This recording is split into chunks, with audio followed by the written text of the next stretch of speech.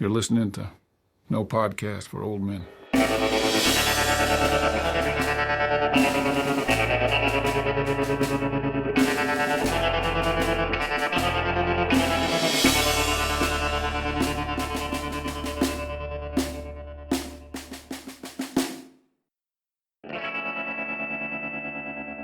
Hey everyone, welcome to No Podcast for Old Men, the only podcast wherein three university professors provide philosophical analysis of each and every Coen brothers film in chronological order. I'm one of your co-hosts, Robert Jones. I am joined by my two compadres, my two colleagues, Professor Troy Jollymore. Troy, what's happening? Hey, how's it going? So we're doing this now, are we? Because I thought maybe I could get a run in. But, I guess I can wait until... You could do some butt crunches. Troy. Do some butt crunches. I'll save it until... I got to exercise, guys. I'll wait until later. It's all right. But before we get going, I just want to be sure. Is this a secure line? Is this a secure line? We're not talking drivel here. That is Colonel Professor Peter S. Fossil down there in Louisville. Peter, how's it going, man? Hey, everybody. Hey, Robert and Troy. Good to see you, Peter. Yep. Hey, fellas, before we jump into the whole podcast, we got some great fan mail, some shout outs to our fan mail. Not all that we can't really identify the way that it works. They just send, I guess the way this platform is, it doesn't allow them to send too much identifying information, but we have numbers. Maybe we could, you know what? Actually, those numbers, that is high level shit. There's numbers, like intelligence shit, numbers, I think. and numbers. So anyway, it's probably high up. I think it's high up. High level. Hey, so we got some fan mail from 7711 in Idaho, and Nice. Your show is incredible. The rarity of your drops makes each so special. I think that was sort of a compliment. I think. Yeah, it is. It takes a while to do this stuff. Hey, Plus, we we got have day jobs too. We got another email from 9297. Oh, I love 9297. Oh, you're my favorite. 9297 is from Arlington, Minnesota. A Minnesotan. Nice. Yeah. He says, or she says, they say, I just want to say that this is my favorite podcast. Double exclamation points. Wow. Your insights That's have been awesome. so satisfying That's to nice. listen to. Wow, this is awesome. It's I so got to nice. say, though, I'd be very surprised if 9297 was from Brainerd. That's true. Just Arlington. It's Arlington. I could hear you guys talk about movies until the cows come home. That's definitely from Minnesota. There, That's definitely. Michael. We got a name, Michael from Minnesota. Hey, shout out to Michael from Minnesota. Yeah, Thank you, Michael. And Brooklyn, New York, wondering, hey, you guys want to know what to do next? Let's see. We are thinking about it. You should have guest friends select a Coen Brothers movie to examine from their professional lens. Wow. Watching No Country for Old Men and the blowing curtains in one scene reminded me of Andrew Wyeth's painting. So maybe you have like an Nice. art historian come. Yeah, I can And see then that. we got something That'd from be fun. Sweden, man. That last one was from 8450. We got one from, this is a cool one from Quadruple O. Wow, that's very espionage. 000. Sverige. He says, Hey. he says, he says, don't leave us hanging. I'm listening to the old episodes, but that's just like Oh, my no. opinion, man. We're not gonna. No, we are going to keep going. Don't worry. There will always be another one on the horizon. Hey, at some and then point. we got this one from a fellow professor, Francois Massenat. I believe that's how you pronounce it, over at Villanova. What a great, he sent us an email. He gave us some great insights about what to do next after we get through the Coen canon, and very complimentary and really awesome. Anyway, thank you all so much, all of our listeners. I love their philosophy program, by the way, at Villanova. It's a great program. Villanova, great. I wonder if Francois has a memoir. A memoir. Yes, I believe he's working on one. He's writing a book, I believe. Yes. I'd like to read it. Yes. So yeah, thank you. And so what you can do is you can either email us. Now, when you, I think all of our email addresses, or at least my email address, is in the podcast notes. I'm pretty sure they're all there. I have links to all of us. And then Or you can just send, I think you can, there's different ways to contact us, but I know if you Google my name, my email comes right up. So easy to find. you can Google us, send us email, and we'd love to hear from you and That'd be give great. you a little shout out. Absolutely. I love this idea of having people from other areas and disciplines come on. So maybe later on down the road we can revisit Burn After Reading, and we'll get like a manager of a gym to come in and discuss it with us. I think that'd be awesome. They Yeah, can talk about how accurate it is, what they get right, what they get wrong. and we can have a cosmetic surgeon. Mhm. Yes, that's right. Comment on Physicist, we that. get a Yeah, physicist. yeah. We should have a murderous psychopath. That would be good. I wonder if we could find some. There's got to be some out there that are available. Well, we do have some plans. We won't announce them at this, but we have some ideas for coming up for a serious man. That's going to involve some scholars from the world of Judaica, because we Yeah. have three goys talking about a serious man. I don't know if we can. Yeah. We got it. Yeah, it can't be. And, It feels a little goyish, I gotta say. It is a little glacier. Hey, so what do you say we jump in? Burn. Let me get my After mayonnaise Reading. first. I gotta get my mayonnaise out here.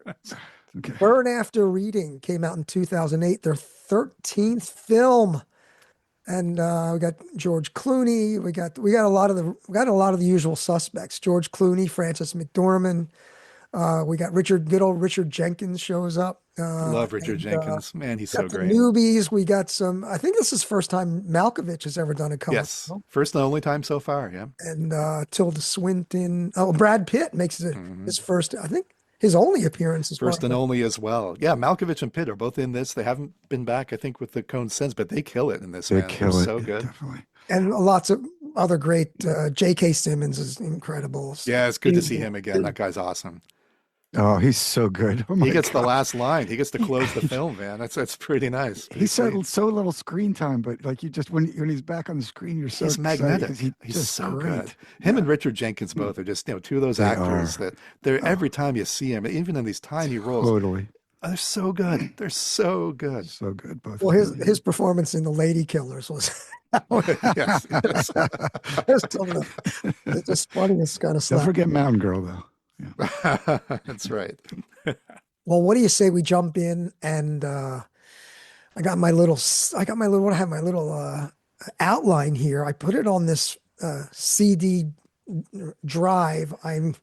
I made an extra copy just in case I lose it. So Oh, don't leave it around. Well, Yeah. yeah, you're going by the gym later, right? So you want to be careful about that. Yeah. exactly.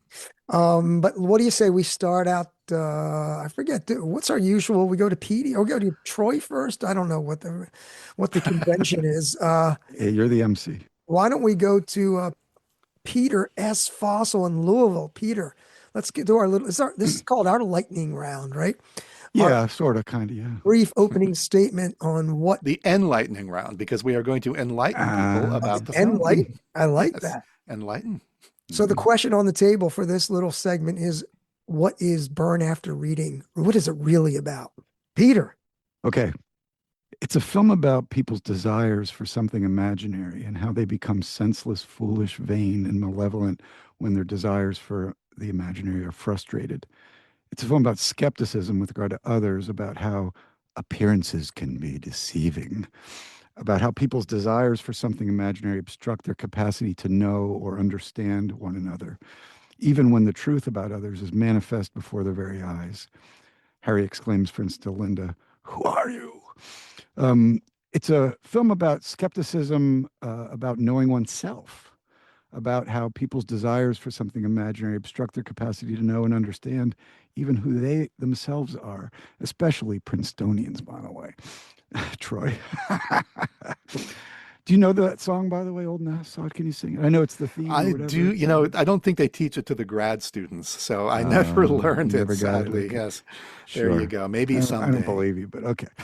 Anyway, especially Osborne Cox doesn't know when that he's an arrogant, washed-up drunk. Katie Cox doesn't know she's a cold and hard-edged woman. I don't hammer. In all these skeptical senses, it's a film about how ignorance is not bliss and how about people's desires thwart the possibility of bliss, of happiness. It's a film about chance and about how chance can ruin lives. finding a disc by chance, or being killed by chance, or connecting with someone on the internet by chance. It's a film about nihilism, about a world where it's all small stuff, where no one acts according to moral principle, where people are soulless, where people respond to the meaninglessness of their world by pursuing vain desires, often at the price of generating more nihilism. And in that sense, it's a film about how a woman's vanity and selfishness brings down the men around her, men who, in different ways, love her. Okay, there you go. Nice. Noise. I like. There's a lot there. Many levels. It's like an onion, this film. You keep peeling, and there's just more and more. Troy A. Jollimore there in Chico, California. What do you think? What is the film Burn After Reading? What is it? What is it about, Troy? The burning question. What is it really? What is the essence of this film? Burn After Reading is a spy caper thriller film, a movie about spies and secrets where there's really no secret that's actually worth knowing or worth hiding. It's unusually enough, and Robert and I were actually just discussing this, a spy thriller where there's really no villain, there's no evil agency, there's no genuine nemesis of any sort. It's a movie about middle-aged men, their desperate need to be loved, their belief in their own importance, their cluelessness about how to hold a marriage or a country together. Like a lot of Coen Brothers films, it's a movie about main character syndrome, about believing that you're the hero of a film that belongs to a certain genre, when in fact it's a whole different genre and you're not the hero. In connection with that, it's a movie about paranoia, about thinking that people are watching you, and about thinking falsely that you're actually worthy of being watched. It's a movie about the inability of the men in power to even understand what's going on, let alone to manage the world successfully and keep the rest of us safe. It's a movie that could have been called Domestic Affairs, because it's largely about infidelity and personal betrayal, and because, again, there is no foreign power doing anything significant or interesting, despite the fact that it's set in the world of spies and espionage. We have a bunch of men just trying to maintain the status quo, just trying to hold things together. And in some sense, they're also supposed to be trying to hold the country together. There's no foreign power doing anything significant. The men's wounds are internal. Their problems are self-inflicted. The revolutionaries here really are the women. Whatever threats to the Republic are present or have arisen entirely from within. It is human fallibility, frailty, and weakness that leads to the problems that we see. There is no attack from the outside. So I think it's a movie about a country that is falling apart because its people are narcissistic, insecure, unwise, short-sighted, and ignorant, and unable to resist temptation. And I will also say, it's really funny. That makes it sound pretty dark, and it is, and it's serious. It but sure is. Yeah. Man, is it a funny movie. Boy, oh boy. The Coens are just so good at that, aren't they? And the more you watch it, the funnier it gets, really. Like so many other films, it's true. Right. And Troy, what country might you be referring to when you say it? No country for old men. That much I can say for sure. I'm not going to name any names, but I'll just leave that for the viewers the listeners to infer. Nice. There's a lot we got a lot to talk about. Let me run through my brief opening, my lightning round. Well, the first thing is, to quote Joel Coen, it's a film about what happens when the two worlds of physical fitness and CIA espionage collide. And I love that. Just like The Man Who Wasn't There, wasn't that a film about dry cleaning? Yeah, it's a film about a barber who wants to be a dry cleaner. That's right. That's what they said in interviews. And I thought they were kidding. It turned out that's true. It's a screwball comedy with some overlap with what you guys said. I'm just going to go through my list. It's another, meta genre film from the Coen brothers, an homage to the espionage films of the 60s and 70s. More seriously, though, it's a film about the terror of irrelevance and the fear of aging, coming to terms with aging. It's also a kind of a portrait of white middle-aged despair, kind of a existential crises. It's also a film about, it's called The Above Average Effect. It's like psychological kind of cognitive bias. And I'll talk more about this later, but it's a movie about where people overestimate, and you made reference to this, where you overestimate your own abilities and become sort of delusional. And as you mentioned as well, both of you, or I think Peter did, It's kind of nihilism wrapped in a farce. It's a film in which the innocent are doomed and the guilty go unpunished. It's also an image, a quite bitter image of the U.S. There's incompetence, the political incompetence.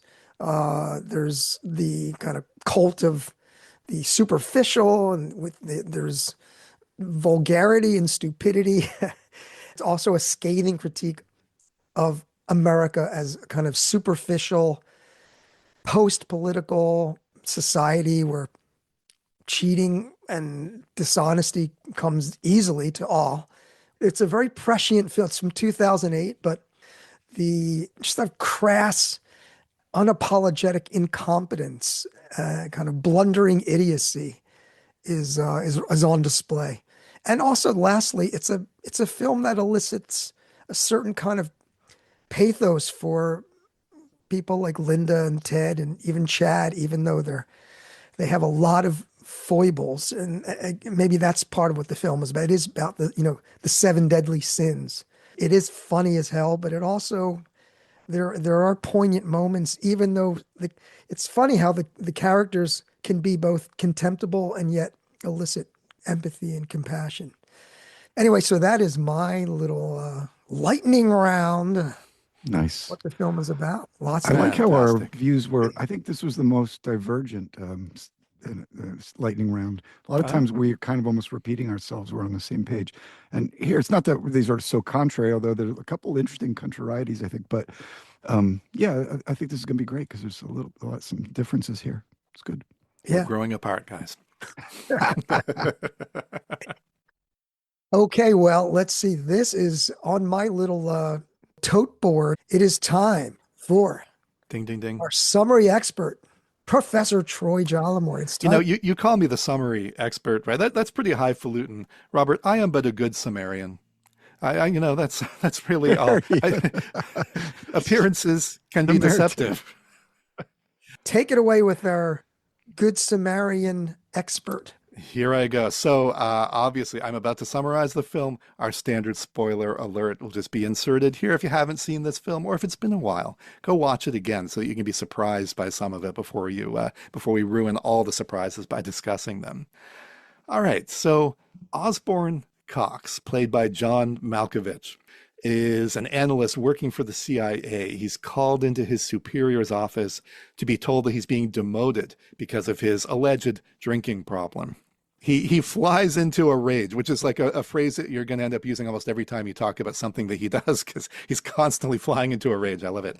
And he quits his job at the CIA. We then see him at home with his wife, Katie, played by Tilda Swinton, who seems to pay little attention to him. Later, we see a snippet from a cocktail party at their house, during which Katie sneaks off to the kitchen with Harry Farrer, a Treasury agent. The two of them are having an affair. We will soon learn that Katie is serious about Harry and intends to leave Osborne. In conversation with Osborne Cox, Harry, who is played by George Clooney, returning to the Coen fold here, mentions that in 20 years of service, he has never fired his gun. Foreshadow much? I wonder.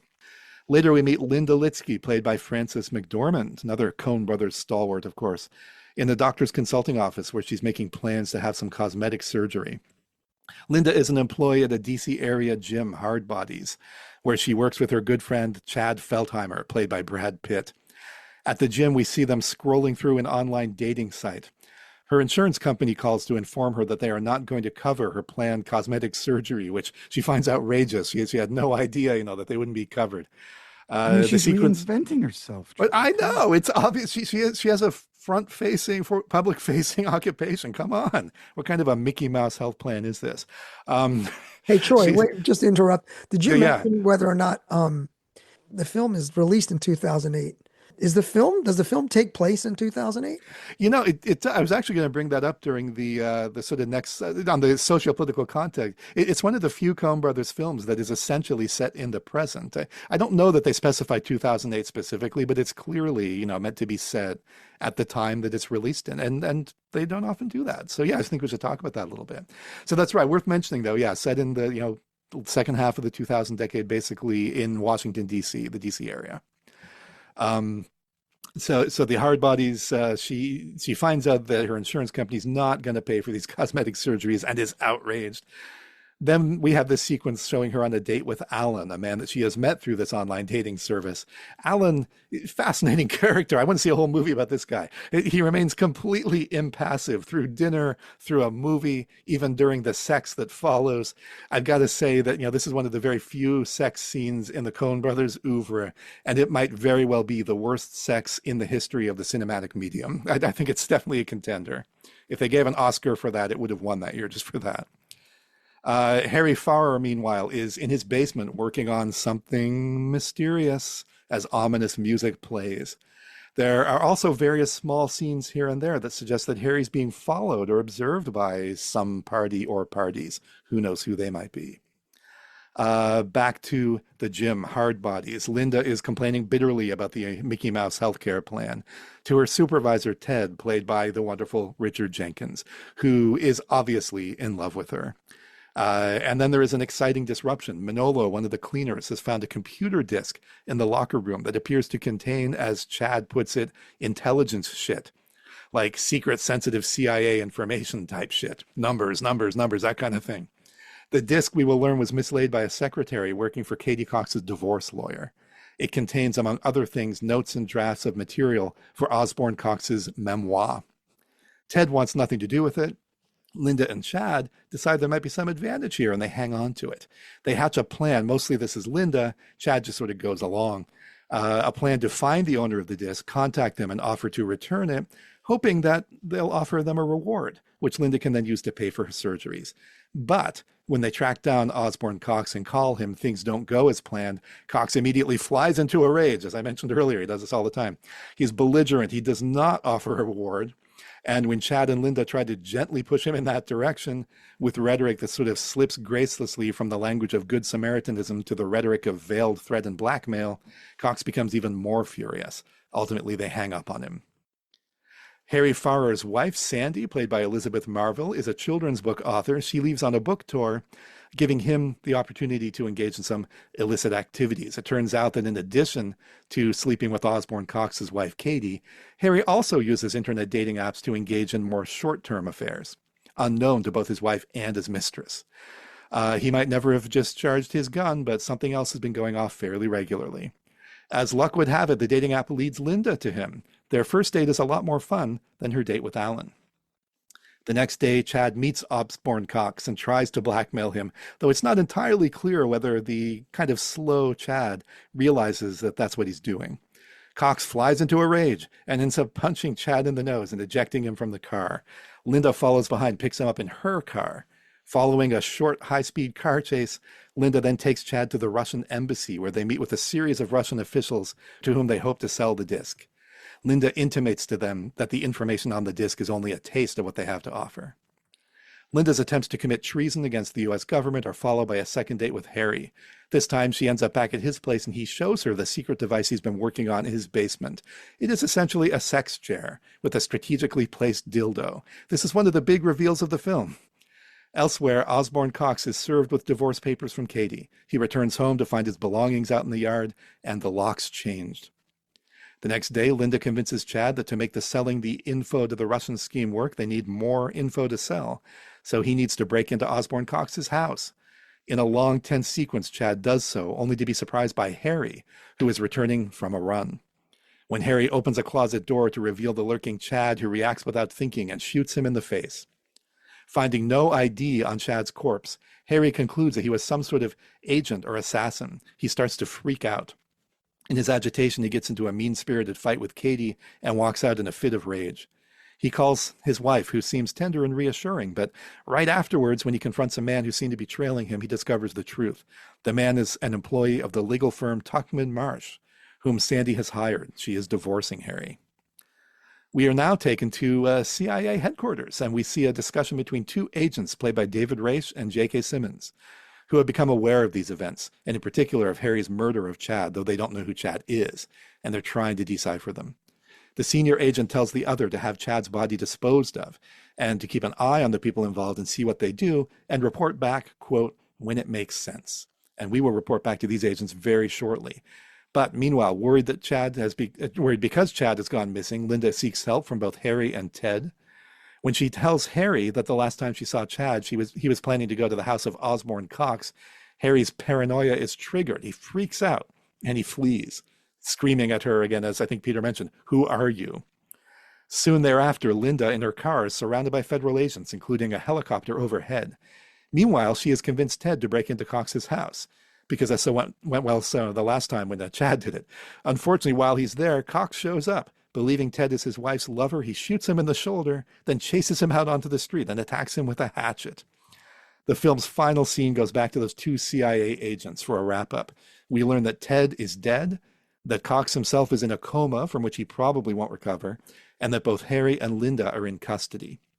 The agents decide to keep things quiet, sending Harry to Venezuela and buying Linda off by paying for her surgeries. They express continuing perplexity about what has gone on and agree that they have learned nothing other than not to do it again, whatever it was. And the film ends, of course, with the classic, highly quotable line of dialogue. On Casablanca level, personally, I would say, Jesus fucking Christ. That's the movie. But what have we learned, Troy? What have we learned? That last scene is, I mean, every scene in this movie is great, but that last scene between J.K. Simmons and David Race is just so fucking amazing. Oh my God. Troy, as you were summarizing it, I was laughing. I had my mute on, but I was reliving the film and just laughing at the scenes. It's such a funny film. It's really, above all else, it is hilarious. And yes. Again, as you guys mentioned, it's one of those films where the more you watch it, the funnier it gets. Yeah, Peter said that. He's totally right. I feel that way about all the Coen comedies, especially Big Lebowski and this one. You watch it. I remember watching this one for the first time and finding it quite amusing, but it was like about half an hour before I really got into it. It's probably around when Brad Pitt started to come in, because he's just so obviously. But then I saw it again like a week or two later. I went back to the theater to see it a second time. And on the second viewing, I was laughing from pretty much the first moments, because as soon as I saw Malkovich's face, right, I knew who he was now. And he starts to get apoplectic rage, and I'm just laughing my head off because, and that second time, like, I just laughed the whole way through. And now when I watch it, it's even funnier. It's true. The performances by, we've mentioned Malkovich and Pitt. I mean, everybody's great, but I just think that Malkovich and Pitt are so amazing in this film. Malkovich's body language, right? Like in that first sequence where he's so angry they're demoting him, and he says, "This is an assault. This is a crucifixion," and he holds his arms out straight from his sides to make it like a sign of a cross. And he looks like a little kid pretending to be an airplane. It's the funniest thing. Oh my God, this is a crucifixion. Between the over the topness and the body language, it's just beautiful. Yep. I mean, the casting is incredible in this film. Everyone who comes on the screen, from giant stars like Clooney and Brad Pitt to even just as usual in the Coen films, like the guy who was serving from Martian? The Tuckman Marsh guy. Oh, he's awesome. I'm from Tuckman Marsh. So good. I want to see a show about it's a rock band. Yes, it's a legal firm. That guy's awesome. So good. I love that line. The rock band. But did you notice that Tuckman Marsh is in the Serious Man too? Yes. Yeah, it's interesting. There's at least that, and maybe one. Well, there's something in the screenplay that connects with something else too. But yeah, the Coen brothers don't often do a lot of those very direct or overt callbacks. There's the to other dildo films machine or too, whatever. right? That connects back to Intolerable Cruelty, and the machine that the one guy's supposed to be building in his basement. His wife testifies about. Remember? Oh, that's right. That he takes the vacuum cleaner apart. Yes, that's right. That's right. I hadn't really thought about that. And of course, later on, when Ethan Coen makes his solo films, the first one, Drive Away Dolls, has a lot of dildos in it. So yeah, there's definitely. In fact, I think there's a lot of dildos. cocks in this film, and that's something we need to talk about. Really, probably we do. Yes. Well, very good, very good. Well, let's see. Looking at my tote board, it is now. We're going to go over to Peter S. Fossil. We're going to talk about the political, social, what do we call them? Socio-political, cultural themes. Let's take it away, Peter. Right, Robert. Yeah, I mean, here's some of the things I saw, but it looks like we're going to have a lot to discuss about this. That one thing is that the state is run by calloused fools and by people who don't know what's going on and who can't make sense of those they govern or pretend to serve. The film was released in 2008 amidst a crash precipitated by the failure of people to understand markets, the governing financial institutions, and themselves. And they become prey to the future they imagine with the astonishing wealth that's being generated by the market before it crashes. And that crash was produced. Or the film was produced preceding the crash, of course, when all these senseless, vain desires, greed, the governing institutions were in full swing with the destruction of 2008, the years following it to soon to come. It's about the indifference and lawlessness of the state, or at least the white men who run the state, men who burn several people's bodies after the central MacGuffin, the CD, is read. It's about the stupidity, arrogance, and vanity of people's attempts to understand the state, while the state remains opaque despite people's best efforts to grasp what it is and what it's doing. I was interested in your remarks about women, Troy, because that's something. There's so much about the male-dominated world here, but also I think about, let's just say first, there's Linda, Katie, Sandy, and they do have this relationship with, let's say, the machinery of Cox, and they themselves are freeing themselves from particular Cox, or at least acquiring the Cox that they want, and with that comes the astonishment of the Cox that the women do reject or leave behind. I mean, there's the case of Sandy. Do we have any really doubt that her new man will satisfy her? I don't think so. And I have this idea. I mean, you're right that there's no like villain in a direct sense here, but I have this. I know this is kind of weird and sort of a stretch, but I think it's interesting that all the men who sort of love Linda Litsky are killed, or more or less. And so, I guess, except for what's it, George Clooney's character, he runs off to Venezuela. But they all have a kind of demise that's led by her vanity, her wish for this reinvention of herself, and that desire to it's a kind of materialistic, it's a kind of inward-looking, or it's self-looking, I should say, a desire that crushes the men around her. So, I mean, yeah, those are the basic political ideas I have about it. Great, well, a lot there. Again, nice, a lot to talk about. Let's head over to Troy Jollymore. What do you got for your socio-political, cultural themes? I want to come back to that question about the women in the film, which I think is a very interesting question. But I want to think about first, let me start with kind of, in terms of genre, the Coens love to do genre. This is clearly yet again a genre film, although again, as Robert has mentioned, as we've all, I think in some way mentioned, it's a genre smash up, which is one of the things that they love, taking a genre and breaking the rules, not taking it in the direction you expect, combining it with something else. In this case, combining it with, as Joel Coen says, the world of personal fitness, which is not even an artistic genre at all. There's no such thing as, right, the fit. I mean, I'm sure there are movies, other movies set in gyms, but we don't think of that as anything like a genre. But this is very much a film about colliding universes. And so it's doing really weird things with the spy movie genre. Obviously, on the one hand, the film harkens back to, the paranoid 70s thrillers like The Conversation, 3 Days of the Condor, The Parallax View, right? Movies like that. As well as earlier films like 1964's 7 Days in May. And this is something I came across while I was reading about it. Apparently, the soundtrack of 7 Days in May is all percussion. And so that heavily influenced the soundtrack of this film when Carter Burwell talked about the Coens for what they wanted for this film. And they said they had this idea that the percussive nature of the film would sort of express the magnified and exaggerated self-importance of the main male characters. They're playing with genre, but then of course, those films, those 70s films, 3 Days of the Condor and so on, like those typically center on conspiracies of various sorts, right? Wide-ranging cabals of, intelligent KG people hatching plots and pulling strings. And so there's paranoia, but it's justified, right? There's people behind the scenes, there's things to be paranoid about.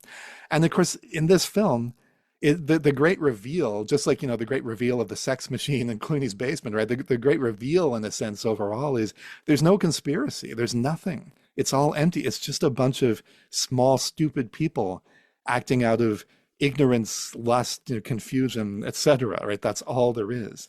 And Peter, I mean, like you said, I completely agree with this as a portrait of the country at the time that it was made, and which again is the time that it was set, one of the few Coen Brothers films set in the present. A country it's in the last years of the George W. Bush presidency. The Iraq War has been grinding on for years. Afghanistan has been grinding on. The Great Recession began in, I think, December 2007, and 2008, of course, brings the financial crisis. I mean, these are really dark times for the country, and I think there is this prevailing mood of who's in charge and do they know what they're doing? They don't seem to have any idea what they're doing. Yeah, and that crisis is, precipitated by delusion and desire, Yeah. and bad decision making, right? Bad decision making driven by or masked by delusion. I think that's exactly right. And did we learn anything from that? No, we never do. Right? Because here we are again, right? Robert, you used the word prescient, didn't you? I mean, as much as that movie reflected the time that it came out in and depicted, it feels now even more relevant. Like you look at things now, I mean, we don't even expect anymore people in government to have good principles or to be interested in anything other than their own advantage and power. Competent. Or even to be competent. Or to be embarrassed about the fact that they're not competent, right? We don't even expect that. Our expectations are so low. We have now a presidential administration that is just open and blatant about all of this. I mean, every once in a while, they offer a little bit of rhetoric to try to make it look like, yeah, we have ideals. We're doing this for a reason. But most of the time, if you ask them for justifications for what they do, they sort of shrug or laugh or something. Justification? What are you talking about? We just do what we can. And right? those government people are so callous too. I mean, both the past administrations literally burned people alive. Yeah, they continue to. Yeah, the stuff that they do without offering any reason, without seeming to have any sense of shame about it or any sense of responsibility. It really has come to feel as if to even request such a thing from the government just shows how foolish you are. It's just silly to say, hey, you need to have reasons for what you're doing. So it really feels like, not only did the Coens see the America of the time very clearly, they also saw where things were going, and they gave us a vision of the future. And I'm sad that it's turned out that way. But it certainly has. There's a moment in this film that I want to mention. It is, first of all, the first time I watched the film, a different line struck me as the funniest, and it still strikes me as an extremely funny line. And it's Brad Pitt's line about the Schwinn, right? When he's in the car with Osborne Cox, and Osborne Cox is ranting at him and saying, your brain's going to be spinning faster than, the wheels on that Schwinn. And Pitt starts laughing at him, right? Chad is like, oh, I'm superior to this guy because he doesn't know what kind of bike I ride, right? He starts laughing, he says, you think that's a Schwinn? And that still is one of the best lines in the film. Hilarious. It's so good. But I'll tell you what struck me as even funnier this time, and also just so resonant. When again, it's Chad. Chad gets all the best lines, I think, as good as Malkovich's stuff is. When Chad and Linda go to the Russian embassy, and they sort of go through the succession of officers until they kind of get to the highest up guy, who he's got the Russian beard, a little like Lenin or something, right? And the guy asks him, so you have more of this material, and says, yes, she says, yes, lying, right? They don't have any more. And then he says, this too. It's so good, right? And you're not ideological. And there's that pause. And you see Chad's face, right? And you could tell what he's thinking. Like he has no idea what this guy's just asked him. And then finally, so there's this long pause. He finally goes, I don't think so. That is so good. I went back and rewatched that like 5 times. It was so good. But also so resonant, right? Like that's what this movie is about. Because you have these people taking part in a way in world events, or trying to at least, who just have no clue what they're doing, who don't even know the meaning of the word, literally don't know the meaning of the word ideological, who are so out of their depth. They're such idiots. But of course, they are ideological, right? They don't know it, but they are. They have completely accepted this ideology. Linda describes it at one point, basically, right? If you're outside a fancy restaurant and you slip and fall, that's your opportunity, right? And you take advantage of that. Like their ideology is pure self-interest, hatch schemes, do whatever you can to get money for yourself. And they don't think of that as an ideology because they don't know what that means. And most importantly, they don't know there's any other way to be. And that's the world that we live in. And I think that that little scene, as well as the movie as a whole, just does such a great job It's of such a great job. capturing I used that world, that depressing world that we live in now.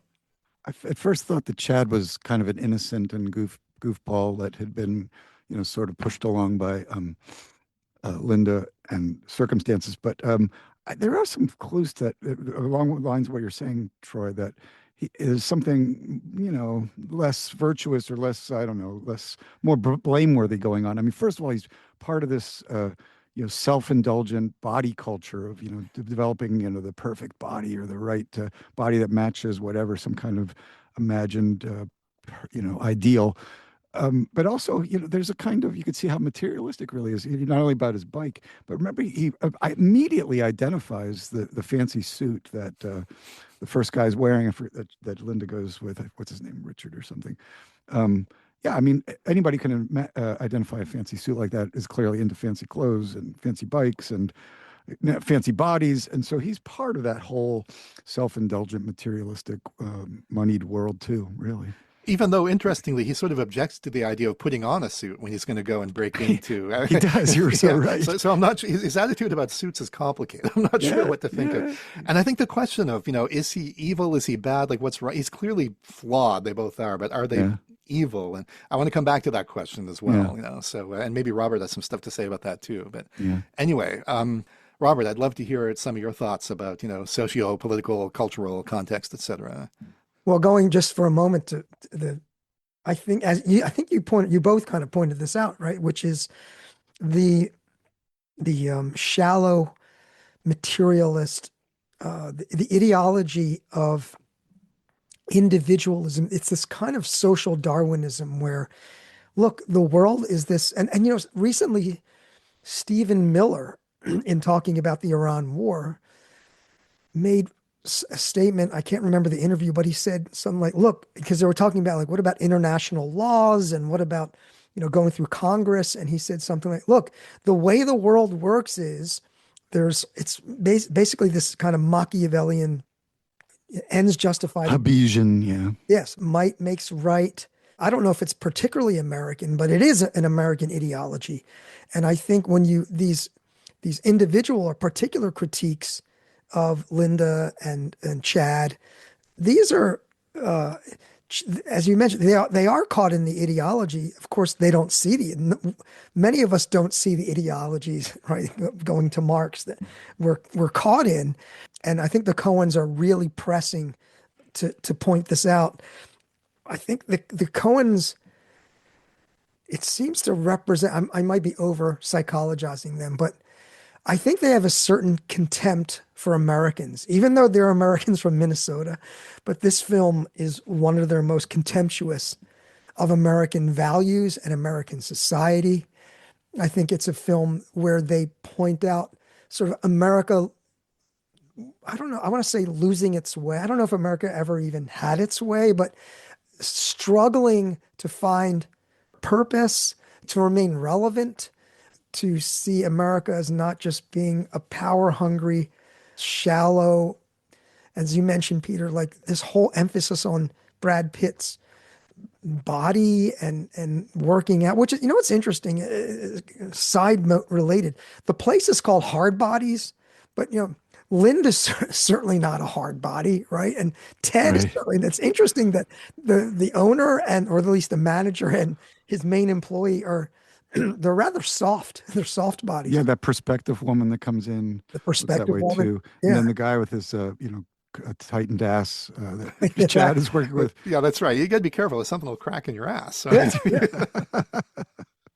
in the screenplay, by the way, or the version of the screenplay I was looking at, that scene's a little bit different. And the guy says something about the front of his ass, which I thought was really funny. And I don't know why they didn't keep that in the film. The whole idea of the front of the ass. Which is great. But anyway, that totally irrelevant side note. But yeah, so I do think that it's a kind of scathing critique of America. And, and they do it wrapped in this kind of nihilistic satire of espionage. But yeah, superficial.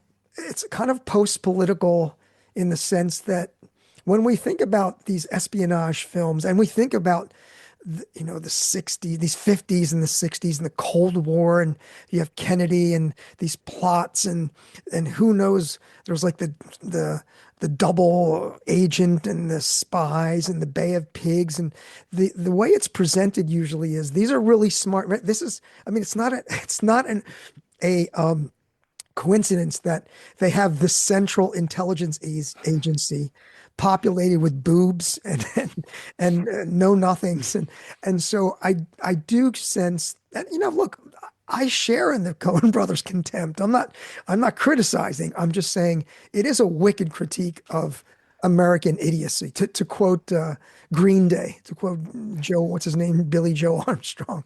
It's just a film about American idiots, and I mean, and even so, Linda she's willing to commit treason to get cosmetic surgery. I mean, that's really scathing. Yeah. She Though pushes again, two she men doesn't to the really death. understand it, right? Like she's Yeah. willing to do it because she's seen it in the movies and she has this idea, but she doesn't really know what she's doing. And that's why Osborne Cox just tries to keep explaining it to them, right? Like, you really don't understand Yeah. why what you're doing is wrong, which again, Robert, yeah, in the age of Stephen Miller and so on, like, I get it. We need a whole bunch of Osborne Coxes to talk to these people and say, no, you can't do this stuff. It's actually wrong. And here's why. I mean, I understand his frustration. I love the Osborne Cox character, and he's clearly a very flawed character and turns very violent in the end, and he has, rage issues. But he also does stand for, like, he's got a vision of the world that's largely true. He Yeah. stands for ideals. There was a moment when you were talking, you said something about America losing its way, and then said, well, I don't know if America ever had its way, which I think is a great question. And, Cox sort of struggles with that too, but he does have this sort of idealism of the past. When he's talking with his father Oh, early in the I was film, going to mention that's a really touching scene when he's it's a on the boat. great scene. It's stuck in this Yeah. very dark, scathing, cynical, hilarious film. This really touching scene where he's talking about how the agency used to be and how people used to be, and he had a sense of purpose and meaning in it, and now it's just not like that anymore. There really is this sense of lost opportunity and lost idealism. But he has a higher patriotism, Troy. But that's right, and of course, this is sort of counterbalanced by the fact that he's delusional about himself, and Yeah. he thinks of himself as this Yeah. shining, pure sort of example of what things should be, which is obviously false. His So memoir could be what does he say? Quite shocking or quite it could be, it could be, yes, impactful or that's, something. I forget what he says. what is the word he uses? Yeah, I'm going to find it because it's great. Yeah. Yeah, but yeah, And he Linda, thinks the memoir is just going to change the world. she's so wrapped up in her selfishness. She pushes two men towards their death. And I think there's an interesting thing to extend what you're saying, Robert, about and then one of them out of the country too. But what you're saying about materialism in America and all that, because if you look at a couple of the recent films, let's say Lady Killers and Intolerable Cruelty, both of them center on this acquisitiveness and this desire to gain money and status. And I think it'd be interesting to really draw that comparison out between the idiots of this film and the clever materialists of, say, Intolerable Cruelty, and the would-be clever idiots of Lady Killers. Yeah, so I think there's an interesting line to draw there. And that's how I just want to reiterate something I said, and it connects to that, Peter, and that is the fact that it's today with the Trump administration, and just I think the Trump administration, of course, is a symptom. It's Yeah. not the product, but Yeah. and we've the three of us have talked about this before, even with the introduction of artificial intelligence. All three of us teach at university. This notion that there might be some standards, there might be like intellectual virtues that are valuable. And the notion, and again, it's ideological in the sense that students, when they think like, well, look, here's this technology and it can write an essay for me. And why is that cheating? Like the culture manifests this technology that has this ability. And then we have folks like Osborne Cox and us who are saying, don't use this, And so when you're caught in this ideology, and part of the ideology that is represented in this film is this kind of social Darwinism. We'll even talk about Thomas Hobbes, right? Where it's like that you're in the state of nature. It's man against man. It's a constant war. And War of all against all. All of exact war of all against all. And so that's the way the world is. And so anything goes. And so this notion that there might be some appeal to values, that is for morons. That's for idiots. The true alphas, they're the ones who recognize that, look, the world is such that we're all just trying to maximize our own gain at the expense of others. And that's the ideology that we see and is assumed. And sadly, as I mentioned, that is the ideology I think that is pervasive in the culture. That's a dark part. That's one of the dark parts of this film and dark parts of our current state of America. Nice. And of course, by the end of the film, it becomes clear that this view is shared by the people who are in power. Because, the J.K. Simmons sitting at his desk is making these decisions. What are we going to do with the body? Burn it. Don't even let the FBI know about this. Let's cover this up. Don't let those idiots of the those idiots. He also sounds like Osborne Cox in that moment, right? Those morons, those idiots. Don't let them come in, right? Burn it. Make this go away. Send Harry to Venezuela. Pay off Linda. Just make this stop. He doesn't care about justice being done. He doesn't even care about really figuring out what happened. Just put a stop to it so we can move on. And so he's just as indifferent and cold as everybody else. Palmer DeBakey Smith, or whatever his name is, says like Osborne Cox is like in a coma, brain dead, and isn't expected. He's like, and he just says, "Good." Yeah, he's relieved. Right? He's upset to find out he didn't die, and then he's relieved that he's probably going to die. Oh, thank God, that solves one problem. We don't have to do anything about it. Yeah. I had a conversation with my daughter once about whether the government in the United States was more like House of Cards or Veep. And in a way, I think there's elements of both here, maybe, but it leans towards Veep, but it's a darker Veep. It's a more dangerous and lethal and just almost horrifying Veep, really. It's not quite as cunning as, House of Cards, but it does have the darkness of House of Cards with the, the stupidity and small-minded selfishness of Veep, really. I think this is one of the great things about the Coen brothers, and we can come back to this, I guess, in philosophical themes, whatever, but when they talk about the nature of evil, they really get it. They understand. And this goes to the question of whether Linda is evil, that because I see Linda as kind of, and Chad certainly is kind of an Eichmann characters, that they don't know that they're evil. They have no idea. They're not actively malevolent. And in a lot of ways, I do feel for them, Chad in particular, but Linda too on some level. Totally. She's in a hard place. Yeah. But simply because they are ignorant and short-sighted and they end up still causing harm and doing great evil. Right? You don't have to be a plotter. You don't have to be a malevolent foreign power or a James Bond villain or something to do evil in the world. So they're like Jerry Lundegaard. It right? really They showed is us the banal Jerry evil. Lundegaard, and here it is again. Yeah, it is a kind of banality, isn't it? And I don't know. I guess she's in a hard place in a way, but a middle-aged woman in this society, come on, you got to feel for her. That. You do. I see that, Okay. So she goes to romantic comedies, and who's up on the screen? Claire Danes. That's who she's competing with. And that movie, that little movie within the movie, I think, we hardly see any of it, but that we know the image of romance that they're being shown and internalizing, and compare that with their actual lives and what they're trying to deal with. It's sort of horrifying. I mean, I think also this evil extends not just from, these, let's just say, malformed values and but also from self-ignorance. So it's a problem of self-knowledge, really. And none of them really know themselves. Although I thought, this is, again, a kind of a stretch, but when Harry is saying he's starting to realize something about Linda, she doesn't know it herself. She's like, I'm Linda Litsky. But he starts seeing there's something really more and troubling going on here. He doesn't really understand it exactly, but I think he's onto something, that this is not just some, roll in the hay or some even, they get along really well. You kind of think he'd be a good match for her, really, but except he's such a philanderer. But anyway, you see what I mean? Like, she just doesn't understand the impact she's had on the world, and none of them do. None of them really understand themselves, and that self-ignorance, that lack of self-understanding, I think, leads to a lot of the banal evil of the film, really.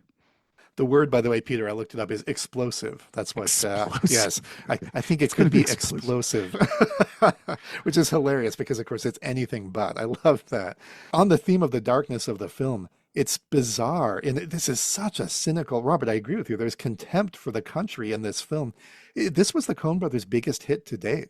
To this point in their careers, this film made more money than any film they had made. That really strikes me Is as that peculiar. right?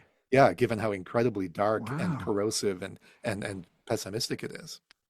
Well, it Interesting. did come on the heels of their Oscar No win. Country, yeah. So That certainly contributed for sure. Yeah. And some were disappointed in a way that with Big Lebowski after Fargo. I mean, Peter Bradshaw's review in The Guardian was just scathing. And I was like, oh, really, Peter? But It's easy to misunderstand their films, especially their comedies when you first see them. I yeah. didn't like Lebowski that much myself when I first saw it. First saw it, yeah. Yeah, Yeah. it's a masterpiece, but Yeah. yeah, they're tough.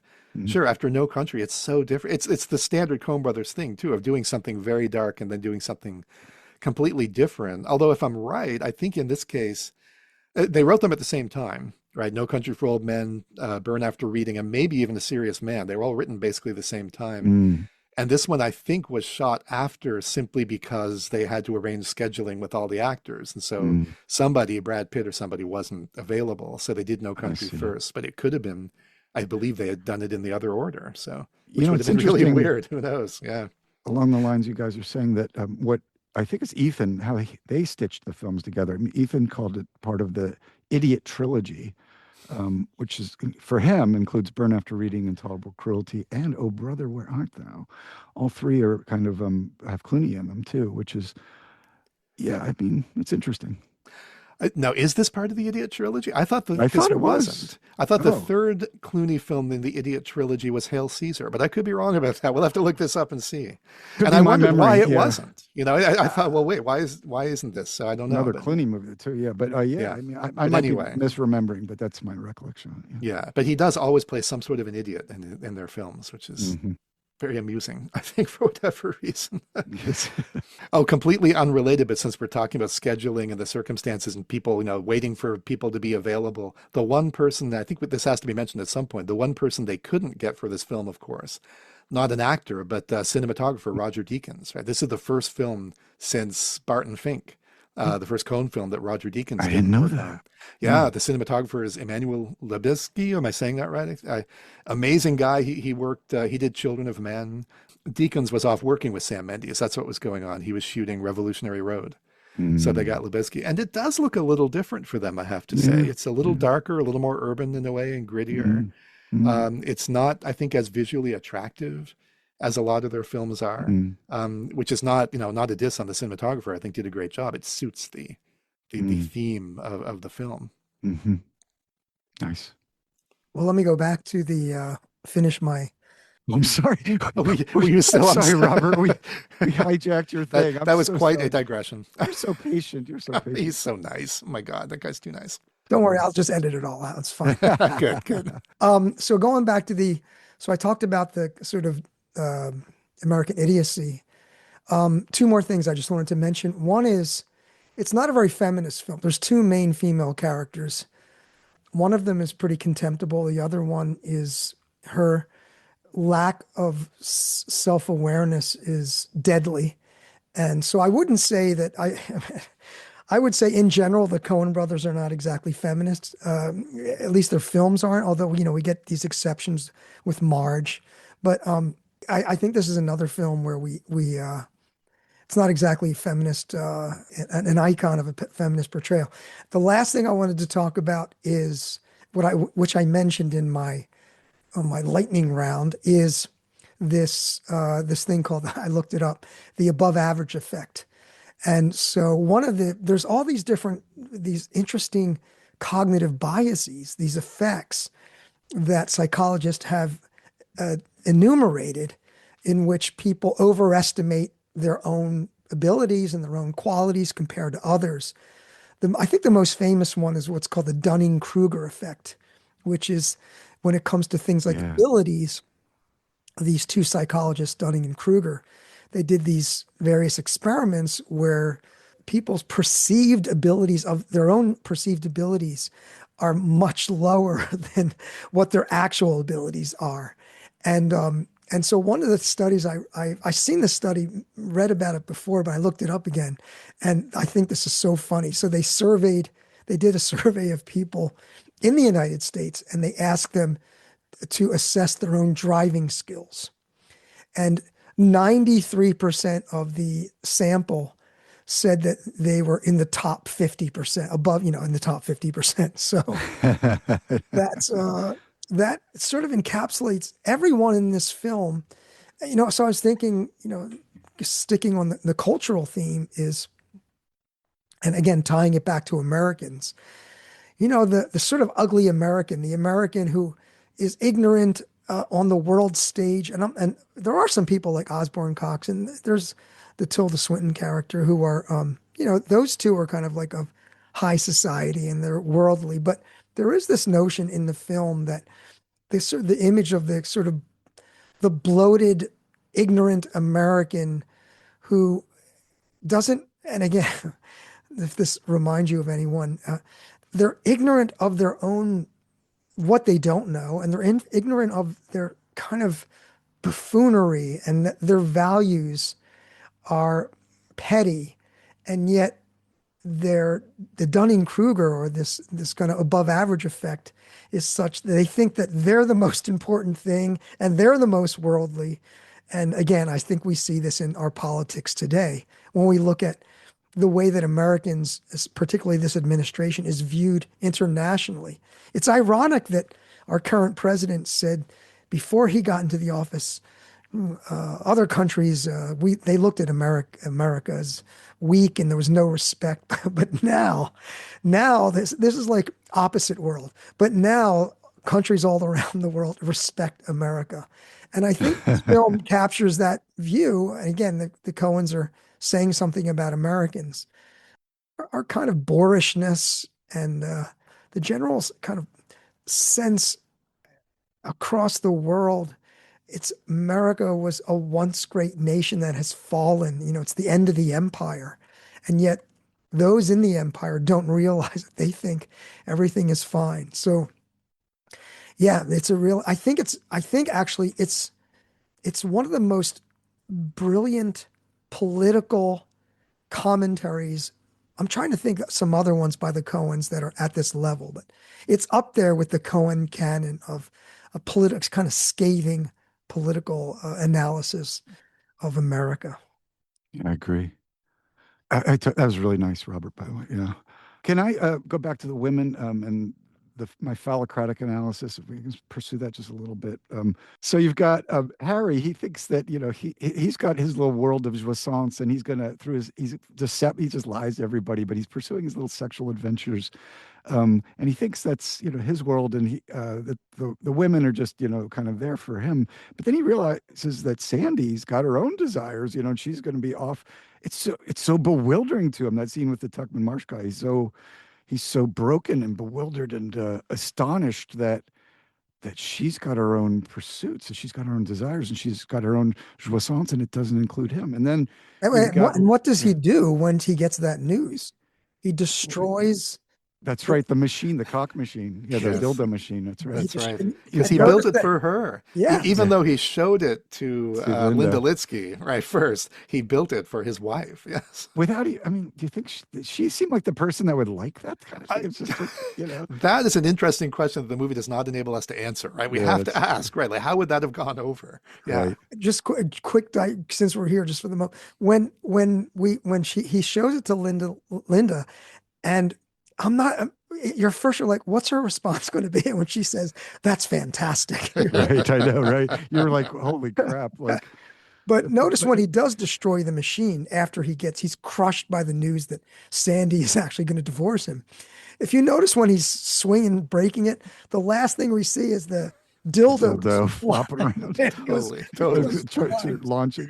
There is a kind of castration. Oh, there is. absolutely. And you have to ask, who is this directed towards, right? Yeah. Who is he trying to emasculate? And but that hard foam rubber, man, that's hard to destroy. And I'll tell you, He can't do the mold for it. he's not set up to mold it. That's for sure. Right.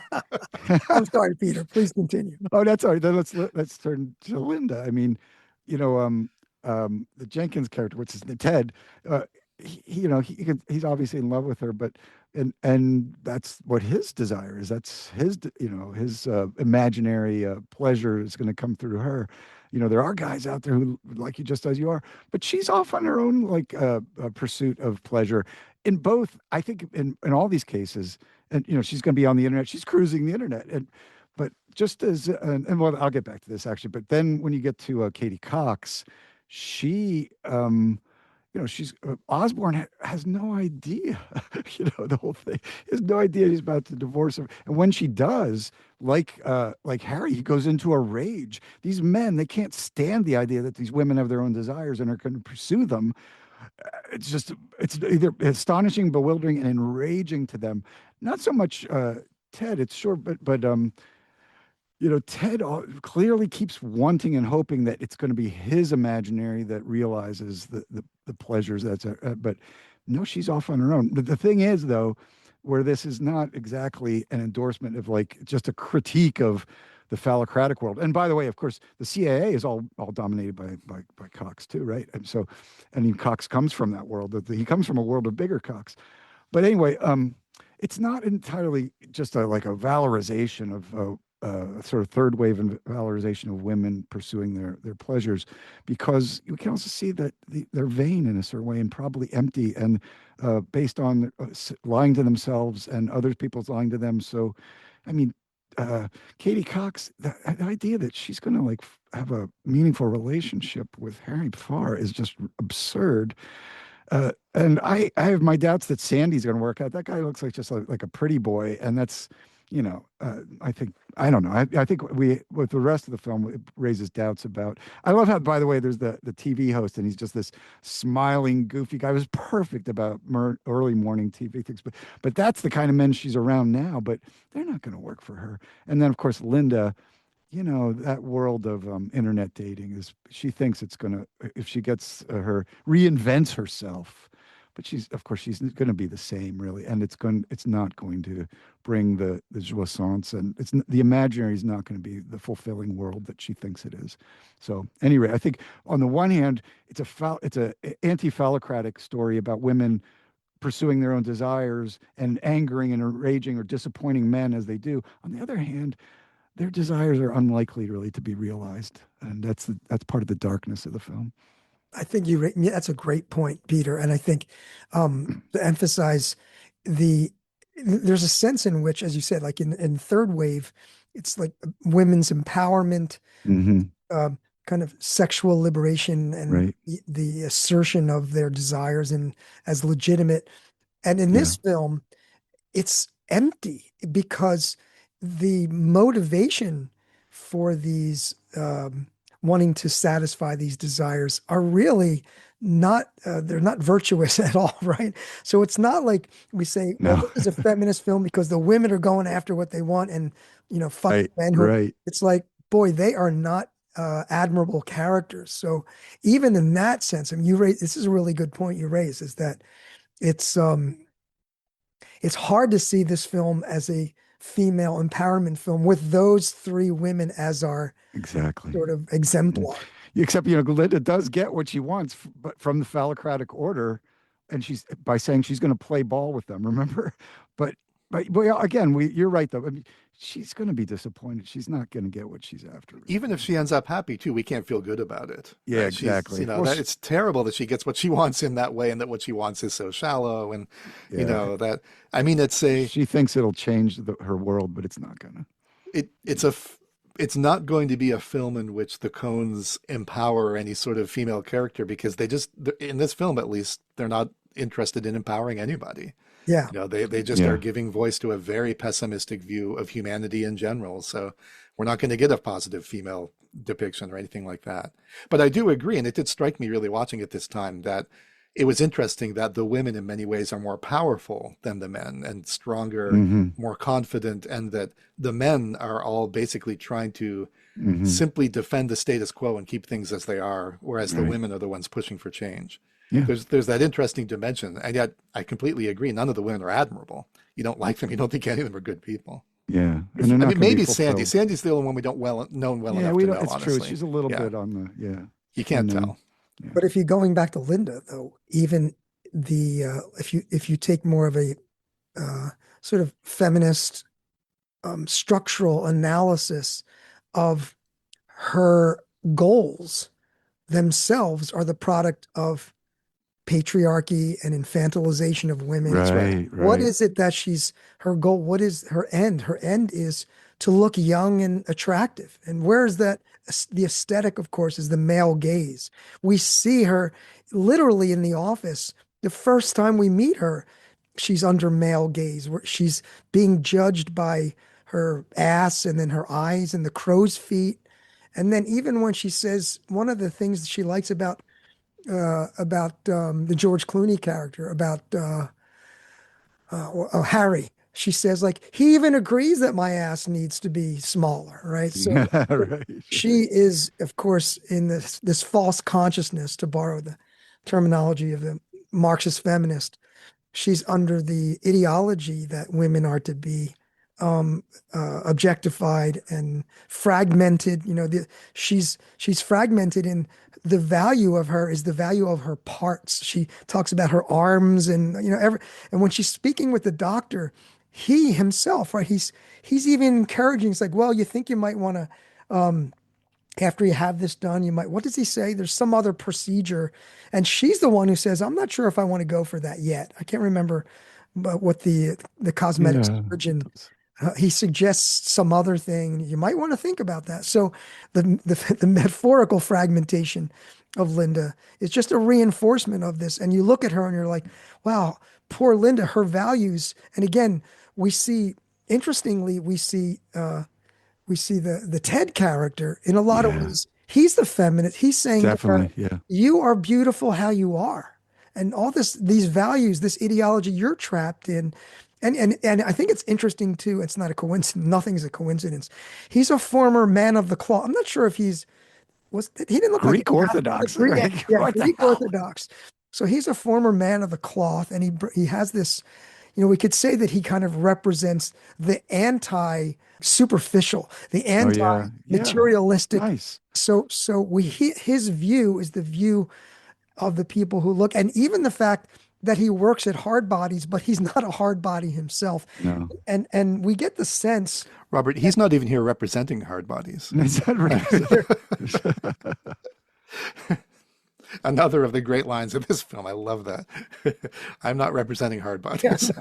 on the heroes of but we get the sense that we don't know the backstory, and that would be another interesting film. But the man of the cloth, we don't. It's like he ends up at hard bodies reluctantly, like something happened and he had to get this. It's kind of like in Better Call Saul when he has to work at Cinnabon. It's like Yeah. so he gets this job at hard bodies, and I remember reading somewhere where the Coens asked Richard Jenkins if he could buff up for the film, and he said something like, "I'm 60, this body ain't changing." But what I think is interesting, it's interesting to me that the Coens would want him to be buff because his Yeah. not being buff is actually, I think, it's more powerful I that you have agree. this sort of defeated man of the cloth. There's a backstory. He alludes to it, right? Some tragedy or something happened, and whatever. It seems too that whatever caused him to leave, it wasn't I get the sense that it wasn't by any transgression on his part. It's like maybe a misunderstanding, or it's not like he got caught, molesting children. Something, I think the implication is something happened and it wasn't good, and I had to leave. So anyway, going back to this, Yeah. Yeah. the bigger point is the the women, even Linda, her liberation, which we Right. want to celebrate, is sadly the product of oppressive Yeah. patriarchy. I mean, I'm so glad you dug into that because it really shows you how brilliant and complicated the Coens are. Because on the one hand, he can't see who she really is because of his own vain imaginary, but on the other hand, he's virtuous, and he offers her feminist, let's say, I don't know, qualities that she can't recognize because of her own condition, even though she's pursuing her own pleasures and all that. That's great, but she's so wrapped up, as you say, within a flawed imaginary of her own, a flawed vein, and one that prevents her from really seeing the guy who's really right in front of her, who has, a better vision of her than anyone else in a way. And there's that scene where he says to her, I mean, Peter, this is great because I think it's very complex. It There's a is, yeah. sense in which the Ted character, he both sees and doesn't see her as she is. So on the one hand, Yeah, there's right. that scene where he's warning her about Harry, or he doesn't know it's Harry, but he says like, this guy could be one of those guys who like trolls the internet. And she goes, Right. yeah, Yeah, so am like me. I. And Exactly. so like, he's not seeing her. She's saying to him, this is who I am. On the Mm. other hand, he sees a her that she doesn't herself see. He's Yeah, There is a really tender, caring, there is. Yeah. beautiful woman, right? And yet, so it's very complex. That's really nice, Robert. And His you know, it leaving the, I'm sorry. go ahead, Peter. I'll come back. Go ahead. Oh, well, just his leaving the priesthood is kind of a step away from the patriarchy because that's what's more patriarchal than the priesthood, really. Yeah. So, I hadn't thought of that. That's nice. I was thinking, Robert, about what you were saying and how it connects him with Marge in Fargo, who is such a good person in so many ways, but is so good that she can't perceive evil sometimes. And so it takes her a long mm, time to realize how dangerous Jerry is and that Jerry's duplicitous. And Ted is really kind of like that. Interesting note, by the way, about the Ted character. I had this, I found this copy of one version of the screenplay on the internet. And so here, I'm going to read you the description when they first introduce him. It says, reverse shot shows Ted Trefan, middle-aged, balding, the soulful manager of hard bodies. Soulful. But then what's really nice. funny is like every time he's referred to in the screenplay, 8 different times they use the word soulful. Every time they Wow. describe him, they say Ted, the soulful manager of hard bodies Oh, or something wow. like that. Yeah. I thought there's got to be some kind of inside joke or something with, Yeah. with Richard Jenkins or I don't know what, but Well, that was so many quite of them are kind of interesting. soulless in a way. I thought it was something poignant was when Osborne shoots him, it kind of shoots him in the heart. And one last thing too, I just that you just triggered this thought is that the Coens are outsiders in so many ways, but glamour. I mean, they're the kings of they were, and in many ways they still are. But after No Country, they're like the kings of Hollywood, and of course they're immersed in this world of cosmetic surgery and emphasis on these, superficial looks and plastic surgery and gorgeous people and stuff. And the Coens are not. I don't know if they. I think I don't think they purposely make themselves unattractive. I think they just don't give a shit. But it's interesting that they don't really give a shit, and they have these two people who work at the hard bodies, who aren't exactly models of physical fitness, putting Brad Pitt aside. So I think too, I'm sure the Coen, I'm just imagining, projecting, but I'm imagining the Coen brothers have a lot of people that they interact with who they probably have contempt for, who are all plastic surgeryed up. And, when you look at the Coen brothers, they're obviously brainy nerds. And they obviously, seems to me, I mean, they're not bad looking guys, but they're far from people who care about how they appear in the Yeah, they seem Hollywood. very casual about it. Yeah, Yeah. yeah. And then, of course, every time they get, George Clooney, for instance, in one of their films, they make him look ridiculous. This is a guy with matinee idol good looks, and they make him look ridiculous every Totally. time. So, yeah, they're doing something very interesting There's in like terms of physical attractiveness. Yeah. a self-reflective or self-reflexive moment too, and then they're making funny of themselves in a way because you got to remember they're Princetonians too, right? Both of them, aren't they both? At least one. At least Ethan Ethan is. is. I think Yeah. They aren't both. Okay, No, but but, Ethan is. That's right. but Ethan is. But that must have been Yeah, slightly. this whole Princeton Yeah, club reunion scene thing. Yeah, yeah, absolutely. That's Ethan, I'm yeah. sure. I'm sure I don't know if he ever found himself at one of those events, but I'm sure if he did, he would have found it utterly ridiculous and Yeah, probably yeah. quite alarming. I mean, talk about Goyish. And is that You part know, of that come world, on. those it's that strange world that Robert was describing, Yeah. Well, since we're talking about Princeton and Troy, since you have your PhD in philosophy from Princeton, I passed through, I yeah, guess, at some point. I think this is a perfect time for us to turn to the philosophical themes of the film, Burn After Reading. What do you say there, Petey in Louisville? What do you say we hear from you? What are some of there's a lot here, and you touched on some of them, but what do you think? What are you seeing when you watch this film with regard to philosophical themes? Yeah. I sort of just planted the seeds in my what's it about kind of thing. Let's just start with the nihilism. And one of the reads I have on modern nihilism is that modernity, or let's just whatever you want to call it, has our society has reached a point where it's hard for people to find meaning, and so you see deaths of despair, and you see the suicide, divorce, just general unhappiness and dismay. What people try to do is they fill that with something. They try to replace or overcome the meaninglessness of their lives with some strategy. But the modern world actually offers things that promise an end to that, but actually lead to more of it in a way. Like we all three, I think, agree that AI has offered this promise to people that they've just, oh my gosh, with incredible velocity, just latched onto it. One of my reads is that it's another version, it's another golden calf of technology that's going to supposedly fill their lives, and it's not gonna. And it might even make their lives emptier in the same way that there are all these promises for the internet and all this.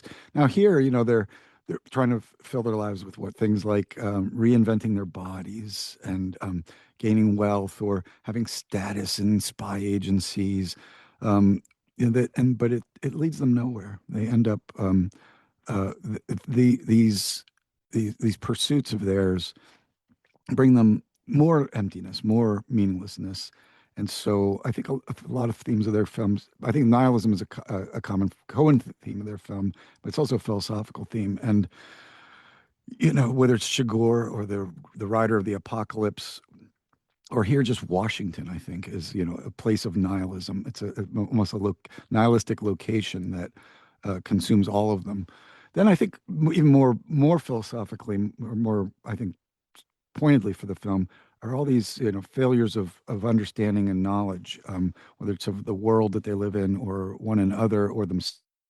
Those three dimensions of skepticism or failure to understand themselves, which is, I think, the failures of knowledge and the failures of self-understanding, the failures of understanding others, is because of these desires that they have that are aiming to resolve or remedy or give therapy to the meaninglessness of their lives, but actually not only end up giving them more empty lives, but also prevent them from seeing who they really are, who the people around them really are, who the world is really around them. Yeah, Katie doesn't understand. She is a cold edged woman. I mean, and Osborne, he doesn't understand that he's a drunk. He can't see it. Harry doesn't see the impending divorce that's coming, and he doesn't realize that his relationships are going to go nowhere. Um, uh, Linda thinks that she'll, after she raises her body, she'll go on the internet and she's going to have all these things. I think Ted thinks that he's going to, in the end, win over. He's going to win over Linda. Chad, I mean, what is Chad's aspiration? I don't know. I mean, it's a little bit strange there, but I don't think he really understands what he's getting into when he's hanging out with Linda and when he's pursuing this stupid, as you said, Troy, I think Osborne tries to explain some of it to him, but he just is clueless about it because I guess you could say he's pursuing this happy-go-lucky life of the heart, the young athletic, trainer with the fancy hair and the fancy bike. And I love when he started dancing in the car, by the way. He's like, I think that's so great with little hand gestures. So anyway, none of them understand each other. None of them understand themselves, and nobody understands this world of Washington. So many people, I think, get caught up in it without realizing what a cold, indifferent, murderous, place it really is. If you could see what's happening in those offices in Langley or, behind the scenes. Yeah, so I think the two are connected. The nihilism leads to these vain imaginaries, which lead to skepticism and lead to a failure of self-understanding, other understanding, and understanding of the world that they're in. And I think that's the kind of the philosophical dimensions I see. Excellent. Nice. Troy. A lot of common ground, I think, a lot of connections with what Peter just said. Some really interesting stuff there. I certainly was struck by the Coens, their perennial theme, and so I could have included this under Coen Brothers themes, but to me it seems certainly philosophical, of narrative and closure versus lack of closure. The idea of stories again, and suspicion of stories and of storytelling and how they lead us astray. Because in this case, of course, you have these two CIA agents who we end the film with, who are trying to tell a coherent story about what's going on and just find it impossible to do. And I think I mentioned when we talked about No Country that to me these three films feel like they make a trilogy in a way. It's so different on the surface. And yet, No Country for Old Men, Burn After Reading, and then A Serious Man, the next one coming up, are all kind of set in the same universe. And I guess part of what really unites them is that, Peter, as you say, it's a nihilistic universe. It is a universe with no values, where we have no guidance from above or guidance from outside. And somehow we human beings are left to just, figure out on our own how to make meaning and how to tell stories that make sense. And we're not that good at it. No. So in No Country, in It's both all of these, small stuff for us. it's all small stuff, but not in a good way, right? It's Not in a it's good petty way. stuff, right? Like No Country and this film, both of them have as sort of central characters representatives of the law who again are investigating and trying to make sense of things. Now, I say sort of because Burn After Reading is very interesting in its use of these two CIA agents. Because J.K. Simmons is only in two scenes, and David Race is there, I think, at the very beginning, but very briefly. So, they're not central in sense of screen time or anything like that. But in terms of the prominence of the role, and of course, they're completely detached from the action, right? They're a lot like Sheriff Ed Tom in No Country, but even more detached. They're off in their office. You never see them interact with any of the other characters. They just have information that they've gotten from other people, and one guy's reporting it to the other. And yet, there's a way in which, they are the Central Intelligence Agency, and this is the Central Intelligence trying to interpret the events of the film for us and failing. And so, just Yeah, as it's still No all Country, senseless for them. it is all senseless. Doesn't make any sense. As it's largely senseless for us, right? We actually do understand what's going on because we got to see details they didn't. And I think on some level, one of the things the Coens are sort of suggesting here is, well, they're using the wrong narrative model. If you want to understand people, you need to watch films, but you need to watch the right films too, right? Yeah. You need to watch films like this one, not the Hollywood film where things actually make sense and have a tidy ending. You need to watch No Country for Old Men, then you'll understand how these things happen, right? So No Country for Old Men, ends with the representative of the law, Sheriff Ed Tom, sitting behind his table. He's given up. He's not even trying to make sense of things anymore. He's retreated into his own mind. He's describing his dreams. He's not even interacting with the outside world anymore. And then this film ends with the CIA guy sitting behind his desk, never having interacted with the world. Again, essentially giving up on making sense of things and saying, okay, let's just get rid of that body. Let's send Harry to Venezuela. Let's pay Linda off and just be done with this. And never do it again, except of course we don't know what it is, so that that doesn't help us to say let's not do it again. Right. The final answer is actually again Jesus fucking Christ, right? That's all he has to say about it. What the fuck? It's great because they're such tonally different films and visually different films, and yet there's this common element that I think makes them much more alike than you would realize until you stop to sort of think about how they're structured, what's going on. And of course, there's connections here to other Coen film, but we can talk about that when we get to the section, on the Coen brothers. Yeah, you could say it's the failure of the Cox again. Remember, we should have mentioned that Harry Farr, he's the one with the gun, but it goes off prematurely and kind of premature in the sense that, he sort of just reacts right without thinking. Yeah. That's right. So in a sense, yeah. After 20 years of not discharging his weapon, there it goes. His big gun, yeah. But it's Chekhov's Can't rule handle too, right? It's Chekhov's gun. If is, somebody says at the beginning of a film, 20 years I've never discharged my gun, you're like, okay, now I know it's going to happen. It's a pretty sure bet at that point. Yeah. And then, of course, this is connected with pessimism, and you talked about nihilism, and there's intimate connections here, but there's this deep pessimism in a way that the Coens, we find it again and again in their films about taking action.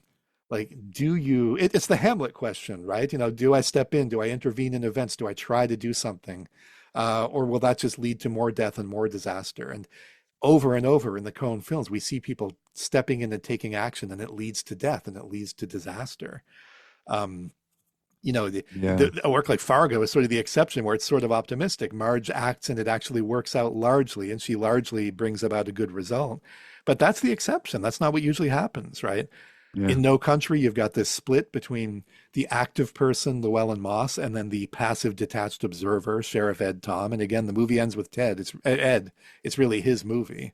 Llewellyn Moss tries to act, but of course he ends up dying because of it. You see this even in like The Big Lebowski with Walter being really active and hatching schemes and plots and stuff. And Hmm. it really struck me how much some of these characters have in common with Walter. Like Osborne Cox has Walter's anger, Oh, and nice. and his just Yeah. his hair trigger sort of rage, and then And Linda his and gun, he Chad, but pulls out his gun. especially. Yeah, Another, that's right. And Linda and Chad, and especially Linda, have his scheming, right? Is, oh, yeah, this is an opportunity, bag of cash. I can do something with that, right? I can get cash for me.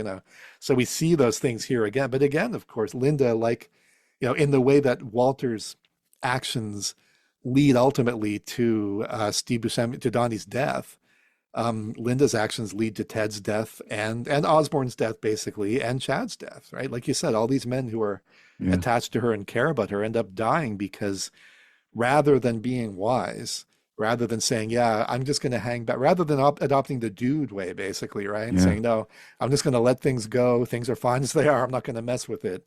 They try to improve things. They try to make things better. And like Llewellyn Moss, and we're going to see this again in the next film with Larry Gopnik and A Serious Man, right? When you try to intervene, things only get worse. So it's this yeah, constant uh, wavering and being torn between, do I try to improve things and take action, or do I detach myself and just sort of let it go? And is that defeat, or is like that Ellis. a sort of a Zen Yeah, Buddhist kind of, acceptance, right? Or a yeah. Stoic kind of view? Like, what did you say there, Peter? Oh, like Ellis, he kind of Yeah, detaches. like Yeah, Ellis, right? Detach yourself from the world, separate yourself, go off into the. with the He's sort of like cats. the CIA, and that he's off in his separate thing. He's got things to say. He sort of can make sense of it, but not really. Nobody can. I mean, I'm Um, glad you brought up Walter because you really see it in all these films. The guns, and even go back to like Blood Simple, guns don't fire the way that the people have them think they're going to fire. yeah. They often represent men whose power fails them or never realizes or is thwarted or whatever. And so it's the failure of the gun and the phallus, like across so many films, really. Yeah, absolutely, absolutely. Which maybe is part of what Harry is reacting to when he's trying to destroy the sex chair, and he's trying to, whack Yeah, that phallus. So, but of course, his gun is going to go off shortly after that, I think, yeah, or has it already by that point? I have to think about that. And then you mentioned epistemic limitations and knowledge and skepticism, and that is huge here. This film in some ways to me goes all the way back to Blood Simple in terms of having these people. Both of these films are like farces in a way, right? This one's a funny farce. Blood Simple is mostly not a funny farce, but they're structured like farces of having limited human beings who make false assumptions and do inappropriate things as a result.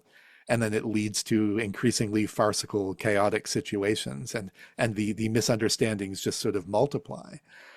You have, I think, a beautiful moment of farce, real big payoff in this film, in the moment where at the end where Harry's talking to Linda and she's asking for help finding Chad. And he says, oh, well, tell me, where was he? Where was the last time you saw him? What was he doing? And she says, oh, I know exactly where he was going. He was going to the home of this guy named Osborne Cox. And she gives the address and everything. And he freaks That's right. out, right? He's like, how do you know Osborne Right, Cox? What exactly. the hell? And her performance is perfect too, because of course she has no idea, but She the has no way she idea. says it, it's almost like she's being kind of cagey, like, she's Yeah, revealing to him, yeah, we know what's going on. I know about Osborne Cox. And he's like, holy shit. He spent the whole movie being paranoid, but it never crossed his mind that he might have to be scared of her. And now, he oh never my God, imagined that could be the it, truth. Yeah. it never occurred to him. Never He was heard that. scared of everybody, but not her, right? It seemed like she was Hmm. this total innocent. And the irony is she is essentially, I mean, she's In a not, but she way, is. In yeah. those terms, she is. She doesn't know who Osborne Cox is. She doesn't know that Harry will know who he is. But he feels like she's deliberately revealing this thing to her, and he freaks out. It's a fantastic moment. Yeah, The way they build to it and construct it is yeah, it just really so is. wonderful. Yeah. Um, but of course, also, so there's a lot of paranoia in this film connected to the skepticism, and the epistemic stuff. Like it plays with the genre of spy film again and does the wonderful thing where none of the paranoia is justified in the way you think that it is. And so Harry again, he's right to be afraid of her, but not for that reason. He's wrong about what's going on there. He's right that people are shadowing him, but it's not, foreign government agents or anything like that. It's divorce lawyers, right? That's who's been following him, which again never crossed his mind, right? That could be a problem. He's got this whole other narrative going on in his head about, what is probably happening. And they even do it with us, right? Like the audience too, throughout the film, we see these people following Harry around and we're thinking they must be spies. Are they Russians? Like what's going on That's right. here? And then And the in the whole thing with background, with everybody's the CIA is watching everybody. of course, right. They're the ones really watching, Yeah. divorce lawyers and CIA people. And then they do exactly the same thing with the audience in the sex chair. We see Harry down there working on this thing in his basement, this ominous music. Well, like, what's he building? Some kind of secret weapon? What is this all about? And then, that moment, in a way, that reveal is like the movie in a tiny nutshell, right? Like, here's what's really going on. It's a sex chair. It's a I strategically love how it's placed revealed dildo. because you see it tilt at first, and then it's Yeah. the pink And then against the dildo black. comes up. Yeah. Yeah. It's so you sort of grasp what it is, and then the dildo pops up and you really grasp what it That's is. And right. you're like, oh my God. I big pink. completely it's so good. And it's so, pink.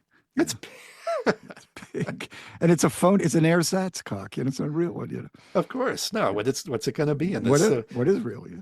I love how they just build up our expectations, and again, they pull the rug out from under us. And like, oh, this is what's really going on. Yeah, this is what this movie is really about, right? It's about sad middle-aged men getting divorced. It's about sad middle-aged men obsessed with sex. It's not about spies. It's not about espionage. Like, that's just, that happens to be part of it because that's what they do for a job.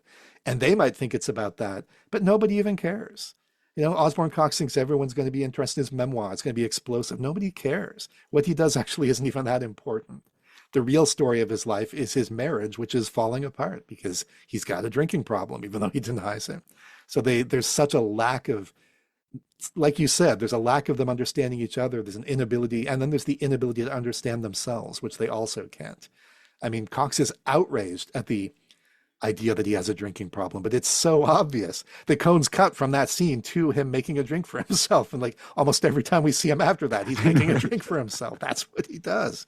It's clear he has a drinking problem. This is not a crucifixion. This is somebody giving you the hard truth about yourself. When he goes back to the house with his Valkyrie hatchet, why the hell does he have a hatchet on a boat anyway? But he goes back to the house with it. The first thing he takes is the alcohol. Oh yeah, the liquor. That's right. I'll start with it. Right, he immediately goes for the alcohol. He's even holding it when he Right. shoots Ted too. Yep. And, Yes, that is so wonderful. Of course, it's also wonderful in that sequence how he says, "Tell her I've got the new keys," and of course, by the new keys, he means the hatchet.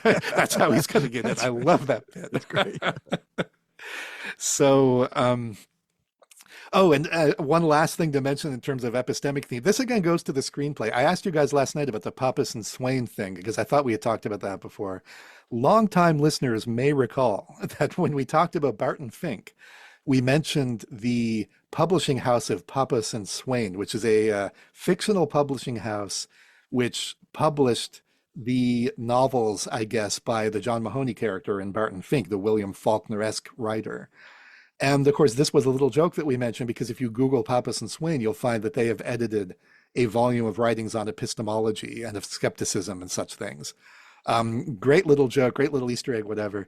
In the screenplay, but it didn't apparently make it into the actual film here, but in the screenplay that I have to burn after reading, it mentions Pappas and Swain again. That's the publisher that publishes Harry's wife's children's books.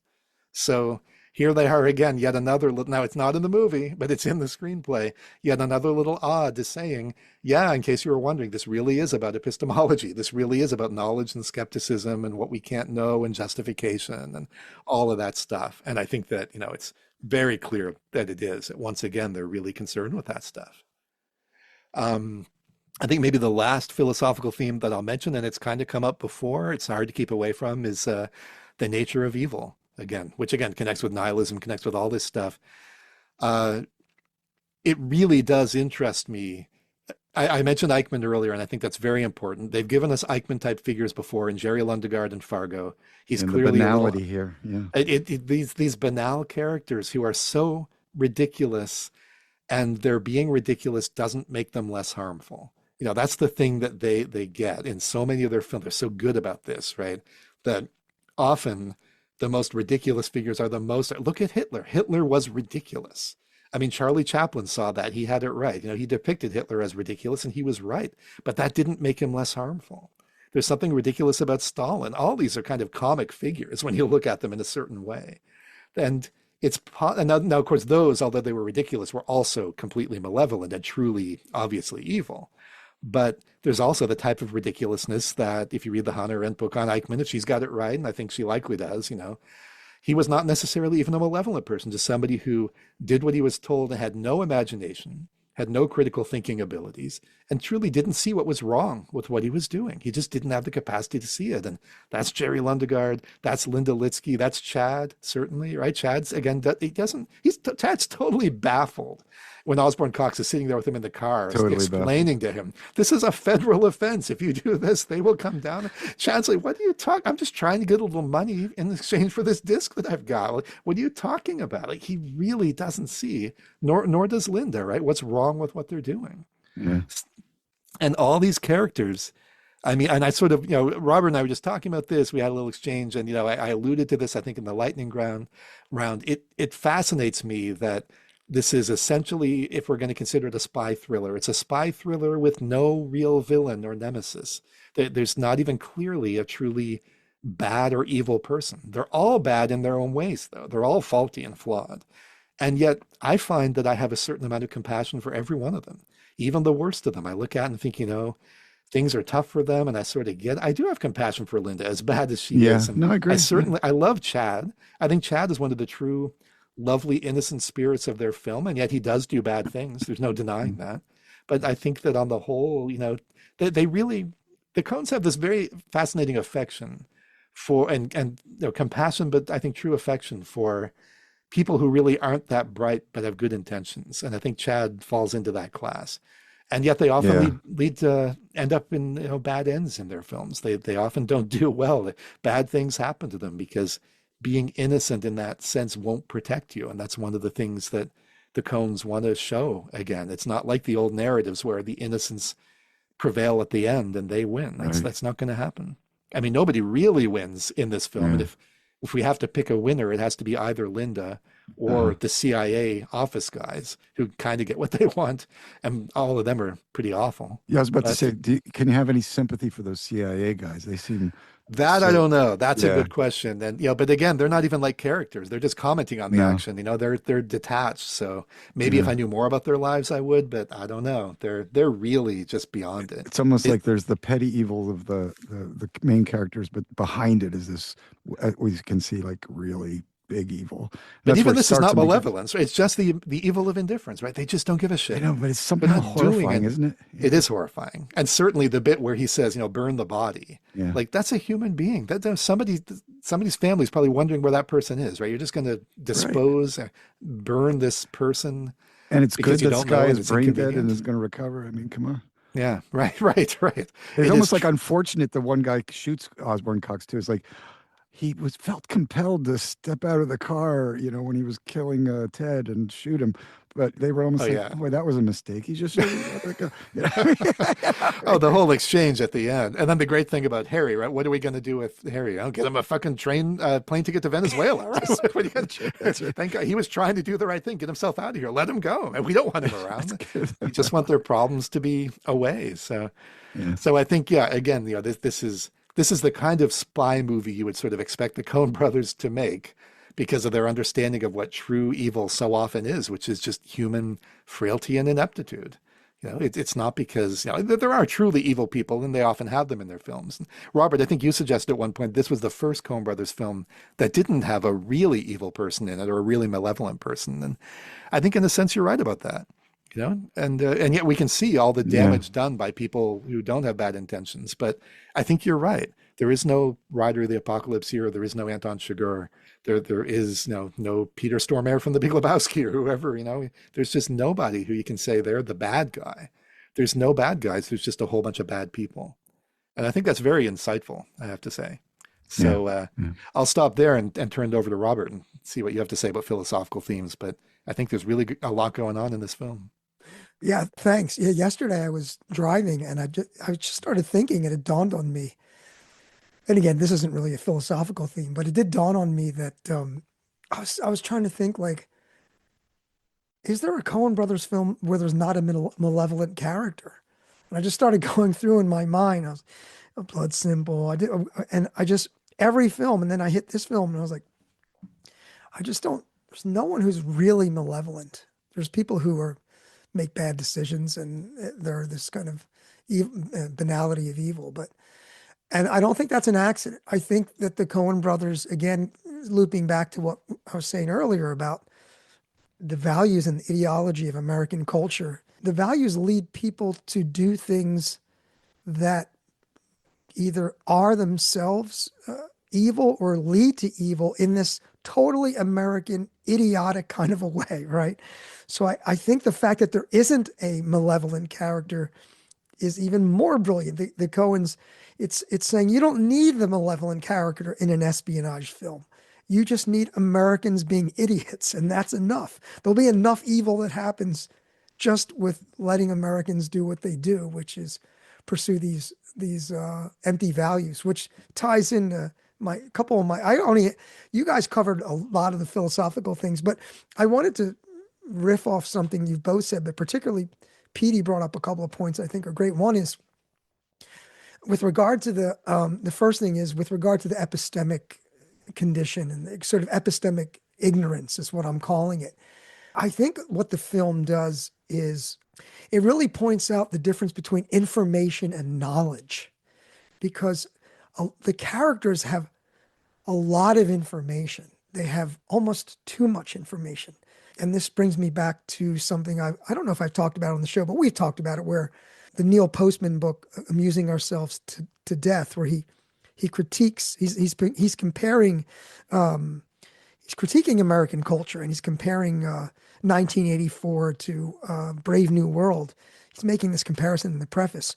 And he talks about how Huxley, rather than controlling information as they do in 1984, he's saying in the Huxley's vision, and what he argues is the American vision contemporary to the book and today is that information becomes irrelevant. We become what he calls an irrelevant culture because we're swimming in too much information. And I think this, again, it's the difference between knowledge and information. And even in the film, the fucking CIA, which knows everything, they're like the God's eye. And again, I don't think it's an accident that in the beginning of the film we have a God's eye view. We come in down from the heavens and we go to the CIA, the Central Intelligence Agency, and even they have no knowledge. At the end, what does it mean? I don't fucking know, Jesus, right? And even when he says, "Get back to me when it's the right time, when it's appropriate," right? So when it makes sense, when it makes sense. So again, it never makes sense, right?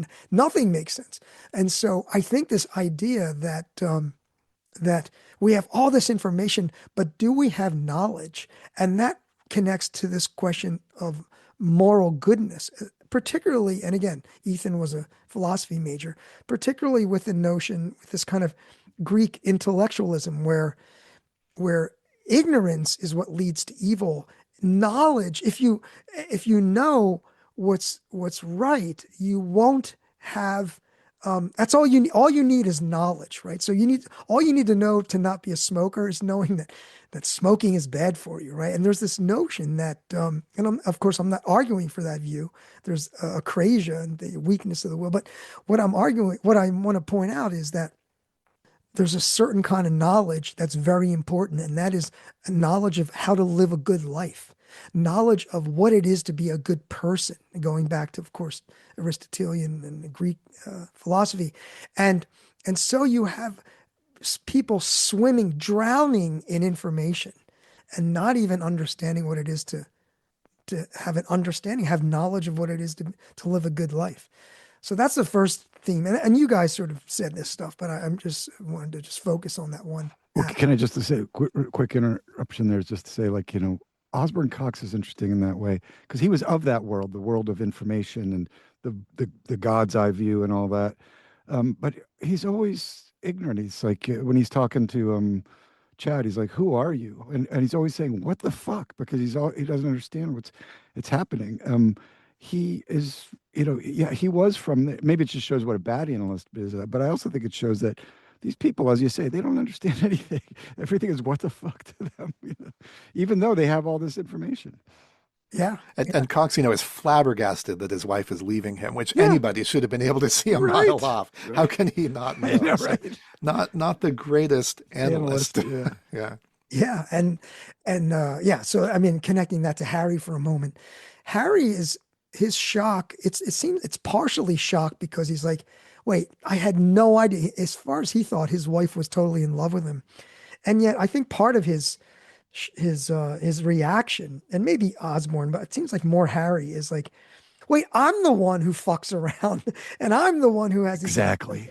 How dare you fucking break up with me? Right. That part of it was the kind of rejection. And then notice after and this is not on the issue of philosophy, but notice he calls her, he's like, he Exactly. wants her back. It's like, this is the He thing. thinks she'll be available to him, but she's not. Exactly. You want what you can't have, right? It's like, you're in high school and like you break up with your girlfriend or something, and then like another guy says, "Hey, now that you broke up, can I ask her out?" And then you're like, "No, you can't.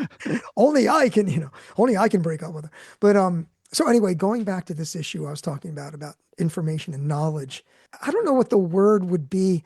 Omniscient is all knowing, but having maximal information without knowledge, that's maybe there's a term, but that's sort of what this epistemic ignorance that I'm talking about. And I want to connect that to something else, Peter, that you said, which I think was a great insight. And I just want to expand on it a little bit. And that is this notion that the behaviors, the decisions that the people make, they're caught in this kind of this state of misunderstanding what the values are. And I think in Hail Caesar, Ethan was a philosophy major. And in Hail Caesar, Herbert Marcuse is actually a character, or there's a philosopher named, I guess, is it supposed to be Herbert Marcuse? But hard to say exactly, but we're clearly supposed to think of Marcuse anyway. So yeah. Okay, so I'm going to attribute this to Ethan, but I think this ties in everything both you were saying, but especially Petey, which is, Marcuse has this book called One Dimensional Man. It's a very influential book, and it's he's a nice Marxist, and he has this view in the book where he has a critique of, at the time, I think it was written in the mid 60s, but he has a critique of the Soviet and the Americans, right? And he kind of puts them on equal footing, talking about the rise of industrial society, and in the United States it manifests as capitalism. And in the Soviet Union, it manifests in this kind of state control. But one of the things he argues in that book is that when the one-dimensional man is immersed in this kind of advanced industrial society, especially this capitalist society, then that the ideology of that system, it creates false needs. It creates the desires. It's kind of a Marxist, like a commodity fetishism, right? And so your values are subsumed by the value of the structure itself. And so what you believe you need to self-actualize, let's say in the case of Linda, not only we talked about earlier about the patriarchal values, but Marcuse is going to say those are the values that are created by this industrialized capitalist system. And of course, it's reinforced by media and social media and all the technology. And so part of what I saw philosophically, and I said, Peter, you touched on this, which is that all the characters, their idiocy, not only does it represent a kind of overdose of information with lack of knowledge, in particular knowledge of how to be a good person, it also reflects that the things that they're pursuing are created by this kind of notion, this Marcusean notion that the system is so fucking corrupt that these are the kinds of things that subjects who live in the system are going to pursue. And this attaches to something else we were talking about, all of our sympathies for these characters. I mean, Peter, you brought up a great point. The complication of, we love Chad, but also, as you pointed out, he does have these values that are not, they're superficial, and he valorizes things like this fashion and stuff. But part of this sympathy for these characters from me is that they, like us, are products of this kind of Marcusean capitalist system. And I have sympathy that Linda is a one-dimensional man or a one-dimensional person in the sense that she is a product of the system. So my heart goes out to her. I'm like, poor Linda. She is, look at the values she's pursuing. She's willing to commit treason. She's willing to literally fragment her body in this way. And then I turn to myself and then I'm like, but of course I'm outside of that. I am not a one-dimensional man. And then I look around at my objects and my commodities and my values. And so I think part of the kind of systemic view of the capitalist or the industrial structure of modern society, it manifests and it produces in us, I believe, for most people, a sympathy, an empathy. It's not only empathy for Linda and for Chad, it's and Ted especially. It's an empathy for ourselves. It's a kind of grieving. The feeling is it's almost a mourning for a loss because we know that we're living in a culture of false values, of false needs, as Marcuse would say, created by the system. And there is a kind of grieving. There is a sadness to it. You can see this kind of desire that some people have to, this kind of rustic, like return. It's very popular, right? To go back. It's a longing for a time, probably that didn't really exist, but a time in which our values weren't the products of this ruthless capitalist industrial structure. And so I think there is not only an empathy and a compassion, there's also a compassion for ourselves and each other. And as I mentioned, there's a kind of a grieving, a kind of mourning. We've lost our way. We've all humanity we've lost our way. And I think that the Coens do a brilliant, it's so brilliant because it's so funny. And of course, it's funny. And I think Schopenhauer said something like, when you look at a life, when you look at it in all of its, and you zoom in, I can't remember the quote, but it's like when you zoom in on people's lives, they're lives of tragedy. But when you zoom out, it's a comedy, right? And it's that's kind of what the Coens have been able to accomplish. Perfect. Yeah. It's just so brilliant. And that, I think that's part of the reason why it's so funny. Anyway, that's really perfect about the zooming in and zooming out, like with the satellite too. I loved that. It was great. And that's about it for me. I mean, I have anything else I have written down, you guys covered, evil and the banality of evil, but that's my little philosophical foray. Nice. It is really interesting with respect to the satellite zooming and so on that connects, I think, with what Robert was just saying. That was great, Robert. What a detached movie as a whole this is, and how all of the characters seem to be observed objectively, right? I don't think there's a point at which we really find ourselves identifying closely with any of the characters, as we often do with protagonists. And it's again, it surprised me this movie did as well as it did, that it was their biggest hit up to that point of their career, because that's often very off-putting, especially for American audiences. They expect a protagonist that they can identify with and treat as the hero. And there's nobody in this film who even feels like a hero. And it's as if we're always looking at them from a bit of a distance. There are some POV shots, like especially in the sequence where Chad is hiding in the closet just before he gets shot and so on. There are POV shots, from his, but you still don't feel like he's your hero and protagonist and you're identifying with him. It's not like that. Yeah, there's almost something scientific about it. And there's, I suppose that there's a way in which the Coens themselves are almost taking the perspective of the CIA agents, observing this from afar and commenting on it.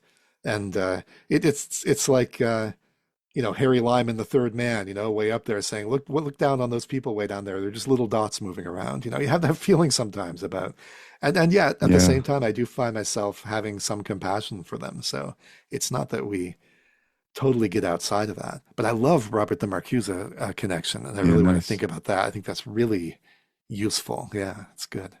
I like the Harry Lime thing, because when he says, like, would you really care if one of those dots wasn't Just there anymore? Stop moving. Yeah.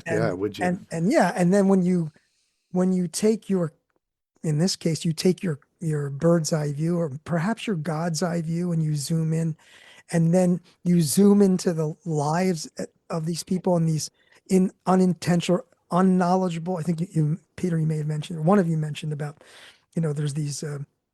There's knowledge of the connections are only known to us until later in the film, but when you get into the muck and you realize, God, these are flawed people. We're all flawed people.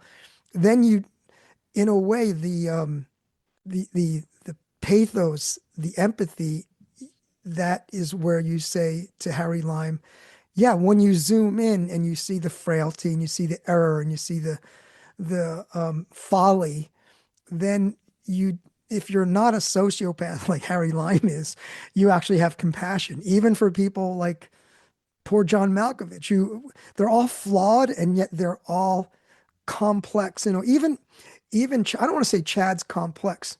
I think Chad is deceptively. He's definitely an idiot, or he's a dunderhead, but he has a certain kind of knowledge that is, it's like a people knowledge, like the way that he interacts with people. It comes easy to him to be uh I don't know, personable or something. There's like an intuitive way he interacts with the world, as exemplified by when he's working with that guy and he tweaks his butt and he's like, "Okay, we'll be right back. We'll work on your work on the opening those hips or something." It's a certain kind of emotional intelligence that he has. And he really likes dealing with people too. You can see like when he's throwing the medicine ball with somebody in the background there, he's just delighted. He's really in his he's like a pig in shit, really. And if nothing else, Chad knows how to be happy. I mean, That's you look true. at some of these other characters in this film who are so miserable and they don't know what to do with themselves. And Osborne is just, drinking, constantly trying to make himself feel okay or maybe feel less. I don't know. Chad, most of the time we see him, he's dancing, he's moving to the music, he's Yeah. smiling, everything's groovy. I mean, Chad really enjoys life.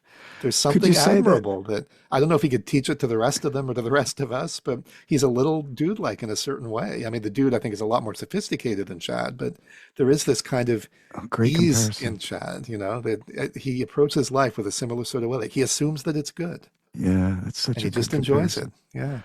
Could you say like he's almost Buddhist in the sense that, I mean, I think it does the bit about the suit and the bike raises some questions about his aspirations for material gain. But on the other hand, like even with when he starts off with the reward, he's like, "Oh, I wouldn't be surprised if we get a little reward. But it's really Linda that pushes it to $50,000. You get the idea that Chad would have been happy just to give the thing back to them and get $100 or something. Yes. And it's Linda who turns it from, maybe he'll give us a reward to let's pressure him Let's into it pressure and him, becomes yeah. blackmail, right? Leverage. It goes from there. Well, you should give us a reward for this. Otherwise, maybe it'll end up somewhere else. Like that's a whole different thing. That's Linda. That's not Chad. Information is power, right, Robert? Yeah. Exactly. But it's not wisdom. Well, go now, Troy. You mentioned the dude. We talked about Dark Marge. I have a little dark dude theory going on in this film. But what do you say this is a good moment to move into the Coen brothers themes? Have we exhausted our philosophical themes? I think we can do it. We've done a lot of Coen already, but there's more to say. Yeah. Coen brothers themes. So here we go. Who wants to jump in with Coen brothers? I think we talked about a number of Coen brothers themes already, but any others you want to? I think it's interesting how in intolerable cruelty, the law and government is an instrument for material gain and I don't know, hierarchical positioning with the main characters, and so they're creatures of the government, of the law, and I mean, even incidentally, if they're not true officials, but the law is their home and their instrument for leveraging their agendas. In Lady Killers, these are people who are trying to escape the law, and so what they want to do is be underground. You know what I mean? Professor Dory, he's like a cockroach.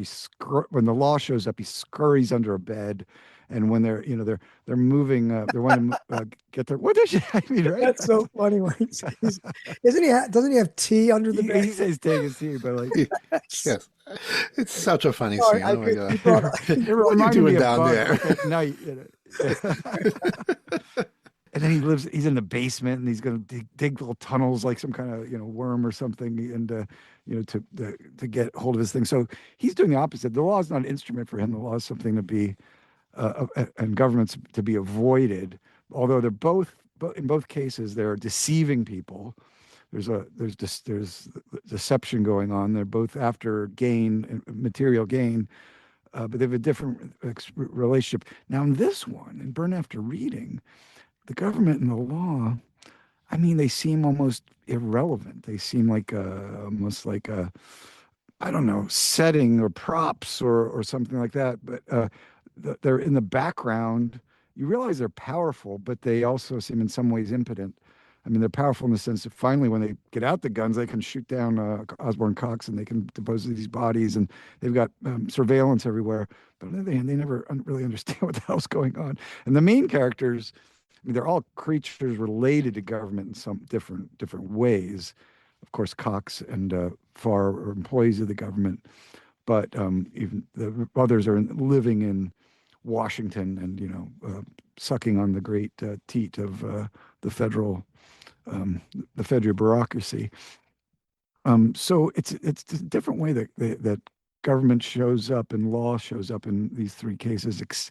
But what's common is you've got an American agenda of no matter whether you're in the law, like the intolerable cruelty, or you're avoiding the law, or the law is just a kind of background setting for your petty little dramas in Burton After Reading. Everybody's on the make. Everybody is lying to one another, and everybody has a selfish agenda for themselves. So I don't know. That's a kind of comparison I would make there. I was going to say you could add Raising Arizona, where the law is broken all the time, almost cavalierly with H.I. McDonough, that he marries the law. But when he does so, he corrupts the law or pulls the law away from itself. It seems like the law has a kind of it lies lightly on people in Raising Arizona. And even there, to their acquisitive, they want to acquire babies. So, there's this common theme of critical of American culture, of the individual acquisitiveness of it, and the many different ways they can do that within the context of law.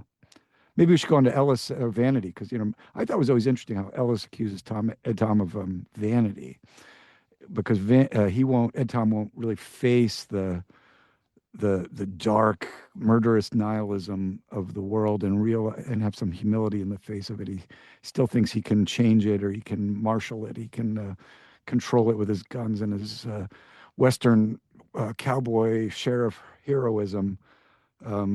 Ellis is all beyond those self-delusions. But on the other hand, like I always thought, the double-edged sword there was like Ellis is just some broken old cop living in the desert with a bunch of cats. Like, how seriously can we take him? But he's still, it makes that accusation of vanity, which it does ring true in a way of Ed Tom. In The Big Lebowski, the millionaire is deeply vain, and I think even Maud is vain too. And these characters in this film are profoundly vain. They're especially Osborne Cox with his Princeton degree and his bow tie and his cheap fake accent, French accents, and I think there's a lot of vanity in these characters, and Linda does certainly. So I think there's an interesting theme that runs around. We've talked about the theme of nihilism. We've talked about the theme of skepticism, but I think vanity and acquisitiveness in the face of the law is a common theme too. Speaking of that, the Tilda Swinton character, Katie, she's so full of herself, and the implication is that she's sort of has some kind of British or mid-Atlantic faux British, pedigree or something. Yeah. And why would she leave her marriage and pursue I know was deluded, a right? relationship with that goofball Harry? I mean, that seems odd. That attraction seems, I mean, maybe of course, maybe there was like excitement, but the fact that she is like, I'm leaving and you're going to divorce your wife, that just seemed weird. Like, what's going on? It's not frivolous. It's not not frivolous. You're like, which is a bit of a call forward to some serious man stuff too. But yeah. This isn't just whoopsie doopsie, but I would guess that the sex is good. And Harry is a man who brings his own sex wedge over when he's going to have sex with I us. I love mean, that's that. pretty serious. That's what he takes with him when he leaves. That's again one of my I remember that from the first time I saw that scene and he goes upstairs and we stay with her right downstairs. Right, And we exactly. follow her eyes as he walks across the room. Back with the wedge. What's he doing? And then he comes back down with his sex wedge. Oh my God, that I is love so fucking funny. Yeah, Jesus. I was thinking about that. I was thinking about, I'm just imagining the Coen brothers. They're talking about that scene, and they're probably, I mean, here's the thing. It's like, they're going, yeah. And then he storms out. And one of them says, no, he has to go upstairs. Right. I can imagine going, that's gold. Write that Right. down. Like, that We is- follow him and say, no, we stay downstairs. The camera stays down. We just hear him. Yeah, it's the way they choose to do it is just perfect. They're so good at that kind of thing. Yeah, that's perfect. I don't know about the sex, but I'm guessing it must be good. But I think the other thing that we certainly can say is she clearly has a lot of contempt for her husband. I mean, Yeah. whatever she feels about Harry, and Harry may just be sort of the excuse to leave or whatever. Yeah. right. But He's handsome. Osborne irritates her. She can barely stand to listen Deeply. to him. Yeah, and I think that's really the driving force more than anything. But you can even see it's going to happen with Harry too. Remember when Yeah, we first absolutely. see It's it in not the even going to kitchen? take long. And in fact, it happens before they even It happens end before, up yeah, really yeah. together. But yeah, it was inevitable. And probably it'll happen with almost anybody she's with. You can see her love of status and Mhm. wealth too, and like she's so angry about the Mercedes. Like, my God, not the Mercedes kind of. And she's got their little. I remember back in the day of like the wearing of pearls with like Izod shirts or like rugby shirts or things like that. And she's clearly of that. She's got her little collar turned up. She's got her fancy pearls on there. She likes her, and she's got the Georgetown townhouse, of course, Yes. which is a real street. I looked it up. The address is not real, but the street is real. Really? Yeah. Olive Street, yeah. Well, that street where they filmed the house is actually in Brooklyn Heights, they said. Oh, is that right? That was Yeah, most of the movie was actually filmed in New York. Yeah, but yeah.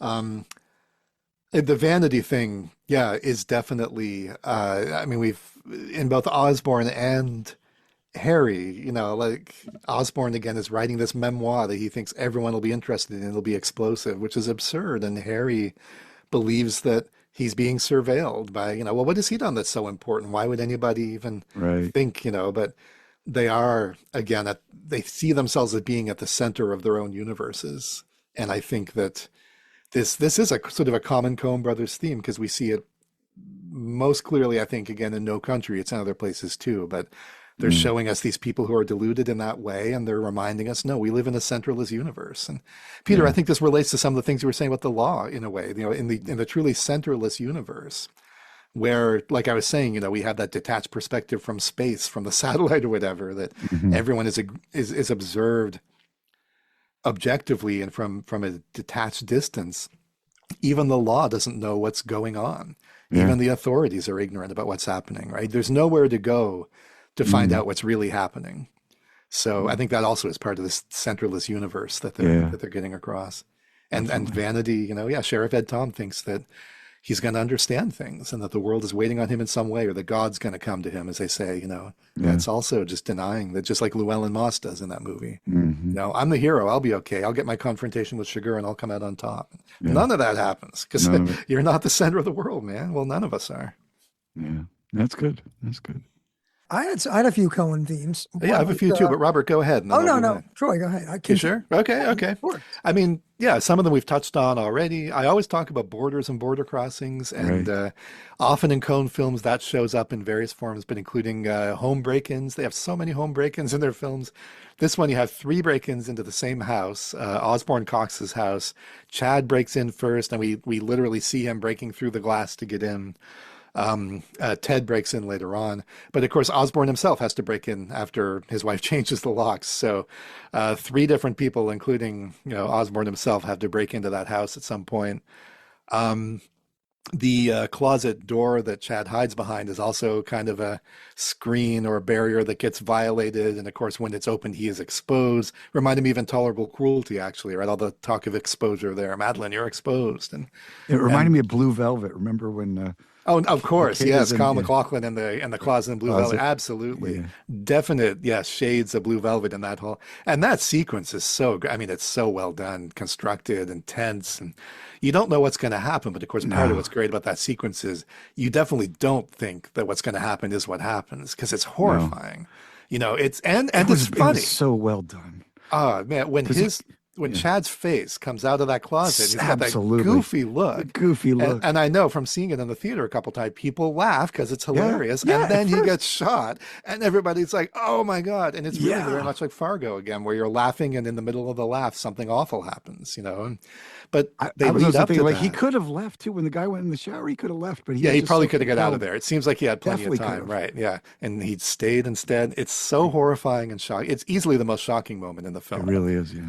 Um, but it made me think too about how much other exposure in a way, because it's a film about surveillance and about, the Chad and Linda threatening Osborne Cox with exposure of his private stuff, which is ironic because A, he doesn't care and it's not even really private.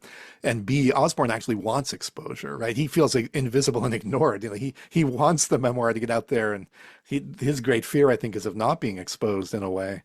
So there's a lot of levels of irony going on, but there's a lot of stuff about exposure and hiding. I liked Um, how you said about the house being broken in three times. It was so interesting that that house is like sort of the central bit there, yeah, and the thing is, it's a place that's permeated by all these different, yeah. intruders, and yet none of them know about the Right, other. So right. it's No, like no, they don't know each other. Right? They're all coming and going at different times. you That's have to right. include the adultery too, I was because going to say that's actually on the list. Yeah, that the adultery and the cheating is also a kind of violating, crossing boundaries and so on. And if you think about Harry being in the house is also a kind of break-in a sense. And the first time we see Harry, he's in the house already, right? That's where we meet him. He's in Osborne Cox's that's house. right, that's One of right. the first things he does is go out to the kitchen with Katie, and we learn right away. So yeah, he's been there all along.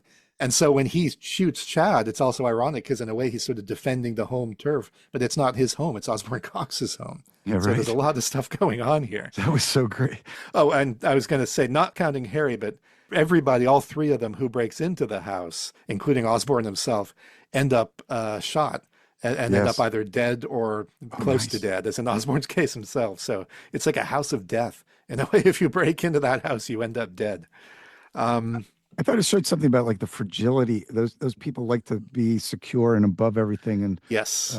but one thing, but so the house is permeable, but also Osborne, even when he's been exiled from it, he's got his little yacht, and I thought it was so interesting. What really triggers his final break and go is a decision to go to violent is when it's the check that's returned is the payment on that slip Yeah. for the boat, his little yacht, his little yacht club, Princetonian, uh, That's right. That's love what pushes nest. him over the edge. To me, one of the funniest moments of Malkovich anger in this film, because it's so, in this case, inappropriate. Because a lot of the time there's something behind it, right? Somebody is being a dick and he's overreacting.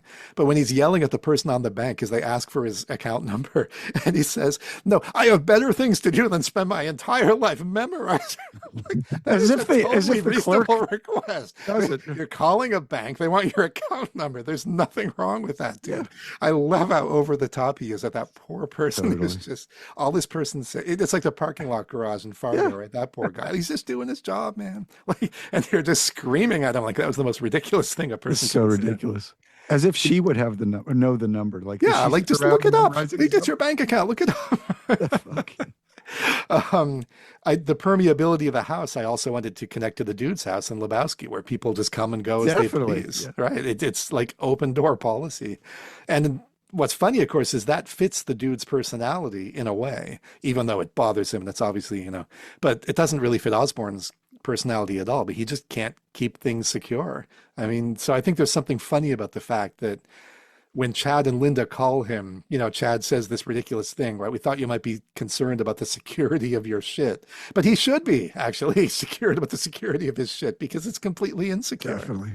He has no way of keeping it secure. I love your observation because it connects with like look in Raising Arizona, uh, Nathan Arizona's house, and then in Miller's Crossing, they're going to enter his house and murder the Yeah. guy. Oh, The dude all over Lebowski, their movie. It's hard to find a Coen Brothers movie where there isn't a house being broken into. yes, It's Blood just, Simple, Visser comes into their house yeah. And then there's shots through the window, right? There's all sorts of stuff. Yeah, all these movies are just filled with that. It's just one of their favorite tropes in some way. On the violations question, Uh-huh. when Harry is sleeping with Katie, isn't there a scene where they're on the boat and they're having? Yeah, it's the love nest there. Yeah. Okay, so there's a violation not only of the house, but there's a violation of because isn't that God, Osborne Cox's boat? I think maybe you're right. you're Yeah, if they're on the right. boat, they're You're just right. wow. So he's Nice. violating the sanctity of the marriage and so right. violating his And boat. the sanctity of his boat, man. Yeah. You don't fuck with a man's boat, man. No. That's a bridge too far. And I'll that's tell his you. boat. Yeah, he's got the steering wheel, whatever, in his basement, right next to his. That little- oh yeah, no, that's the boat he takes his father out on, man. That's the Come boat, on, that's you right, can't do yeah. that. That's fun. I hadn't really thought about that. You're totally right. I love how his consulting is called the Cox Group. That was so Oh, that's so good. it is. More metaphorically, just in terms of border violations, I'll just quickly mention a couple, or border crossings. Obviously, Chad and Linda go into the Russian embassy. Probably the closest either of them have ever come to actually leaving the United States. I get that sense. But of course, their whole thing is leaving, again, the world of physical fitness to enter this world of espionage and blackmail, right? This criminal world. It's like they're Breaking Bad, essentially, to use that phrase. There's a kind of a border crossing that's going on here that, is involved again in the genre crossings that's happening that are fueling this film. Chad becomes a spy to steal information from Osborne. And of course, Katie also becomes a spy. In fact, remember, her divorce lawyer actually says to her, "You too can be a spy, madam." Right. So all sorts of people are stepping outside of their roles and stepping into these other roles that aren't really appropriate for them. And it generally ends in disaster. Wasn't that lawyer great too? I love that. That guy's great. Again, it's just a couple scenes, but so memorable, so good. Yeah, wonderful.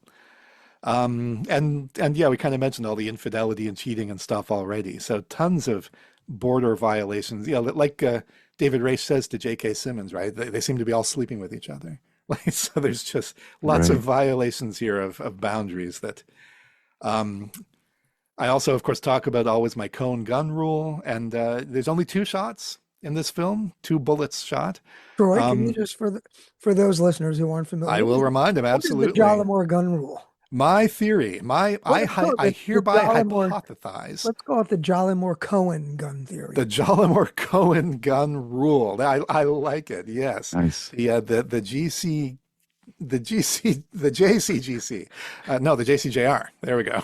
Is GR. Sorry, it's too hard to do. Never mind. The Jollimore Coen gun rule is just a lot easier to say, even if it's a little longer. It claims, and I believe it is yet to be disproven, that every time in a Coen Brothers film, this is probably actually true in a lot of other films too, but definitely in Coen Brothers films, if a character fires a gun, that action, the way that they do it and the circumstances and so on, is very revealing of who they really are. It's revelatory of their true character. And so in this case, we have 2 shots, and I think both of them certainly applies. The first one, again, being the shocking moment of Harry shooting Chad in the closet. Spy thriller, there's only 2 shots on the whole thing. That's also a little bit unusual, I think. But when Harry shoots Chad in the closet, it's almost, as Peter, you said earlier, it's almost inadvertent in a way. Like it happens so fast. Muscle memory, yeah. He had talked earlier, right? He sets us up for this. He mentions, I think, a couple times about his training, that it's all muscle memory. You don't even think about it, you just do it. And we can see that that's what happens, mostly by the way he reacts. It's like he surprises himself. By the time he realizes what he's done, he's already done it and it's over. And he's still sort of, he's sitting on the floor kind of, and he gets up and scrambles out of there. He's still putting it together. There was some guy in the closet. Like, who the fuck was that? Right. So I think there's something very hairy about this action that, on the one hand, he's a very skilled shot. His training is great. I mean, he only needs the one shot. Right in the forehead, dead on accurate. Yeah, right in the forehead. But at the same time, it is instinctual, not reflective. It's kind of how Harry lives his life. He's not a reflective being. Yeah, he's instinctual. You're so right. It's like you said earlier about him and his marriage and stuff. Like, he's cheating on her all the time, and it never crosses my mind once. Maybe she's cheating on me. Yeah, Maybe right. she's a real person with her own life. Like, he doesn't think about it. He just goes through life, eating his shell food, or trying to, just doing his hair, he's looking at people's floors and just not really reflecting on anything. What about the second Getting a shot? run in when he can. So that's the first case. And then the other one, of course, is at the end, Osborne Cox shooting Ted, which doesn't kill him. He finishes him off with the hatchet. There's the But third shot off screen when the CIA kills there are other Osborne shots Cox. we know about. That's Yeah. right. We don't see them, but we do Yeah. know that somebody shoots Osborne as well. So Mm. we don't know who it is, so we can't say anything about their character or whatever, but it does happen. Um, and I think other acts of violence often too, like even the burning of Chad's body, I think reflects something about Yeah. the character of those people that choose it. But I certainly think that, Osborne, when he shoots Ted, it's vindictive. It is an expression of his rage. And I mean, we've seen Totally. his whole film, he's spent building to a rage again and again that finally, I mentioned earlier him yelling at the bank employee on the phone and compared it to the parking lot attendant in Fargo. And of course, that parking lot attendant gets shot by Steve Buscemi, by Carl Showalter. And it's a little bit similar here in a way. Like, Osborne Cox has that side. He's Yeah. he's an analyst who And it's wears a been bow tie, building his but whole life. yeah, he's just barely keeping inside this rage, and it comes out and it comes out and it's just worse. And he gives his little speech to Ted. And of course, he's wrong as well. And maybe that's another thing to say. He's wrong about who Ted is. Mhm. So, here's this analyst who is pissed at being demoted and says, there's no problem with my work, but in fact, he's getting a lot of things wrong. He kills somebody partly because he misidentifies them and jumps to a conclusion about who they are on the basis of bad information. Yeah, he imagines who they are. I mean, he's wrong. He's got an Yeah, he has no imaginary- reason to think that. Yeah. Yeah. And then he gives this little speech. You're a moron. You're in league with that moron. You're a league of morons, et cetera, et cetera. And, shoots him, right? I win, right? This is his little moment of victory. I think it is so expressive of his character. The entire movie, kind of leads to that. And the following, which is, Ted isn't actually dead and he runs out of the house, but Osborne, like Peter Stormare in Fargo, chases him down with the hatchet and attacks him in the street and then finishes That's him so off that horrible. way. Yeah. That's Oh, it's really- awful. The two overt moments of violence are so shocking in this film, even though there's very little. Like and you knew again, it was partly coming because they're in a way. inflicted on the nicest people. Yeah. Chad and Ted, they're the sweetest guy. They're kind of dumb in Chad's case, but still a sweet guy. And Totally. man, yeah, and so unexpected in both cases. Yeah, I mean, they kind of tell you that he's going to use this when he picks up the weird hatchet on the boat. But it's almost comic at first because I don't know if you found it that way, but the way he strides down the dock, Oh, yeah. in his bathrobe, like the dude, the dude's got his bathrobe too, but so does Osborne Cox. Yep. But Osborne Cox, Yeah, the dude that's might have his serious. bowling ball in his hand, but Osborne Cox has a hatchet. That's right. And it is comic and serious at the same time. Yeah, and it's true. And he has just said again the thing about tell her he's got the new keys, right? And when we see the hatchet, we know what he means. And He couldn't even Man. be bothered to put pants on. no, it doesn't occur to him. That's right. He's a man on a mission. He's got a mission, definitely. You know The what two- that brings the- up as oh, a go full. Oh, I'm sorry. Go ahead. I was just going to say the two other Coen themes I'll mention really quickly. The themes are just motifs or whatever. They're small, but worth mentioning. You called the disc earlier a MacGuffin, and I think that's absolutely right. And it plays a very similar role to the bag of money in a lot of their other films, but especially the one in The Big Lebowski, which of course is an empty bag, right? It's a ringer, and there's a ringer for a ringer. The disc is essentially a ringer. It has no value. It's like a bag full of Walter's dirty undies. And there's no. They keep trying to sell it and blackmail people with it, and so nobody wants it. It's no good. And yet all the action of the film revolves around this empty thing, in this case, useless secrets that nobody wants to know, useless information. And then another one, which maybe we see, I think, here for the first time, but we're going to see again a couple times, is The Silent Father. You've got that scene, we mentioned it earlier, with Osborne on the boat with his father, talking to his father, telling his whole story. Really, it's moving.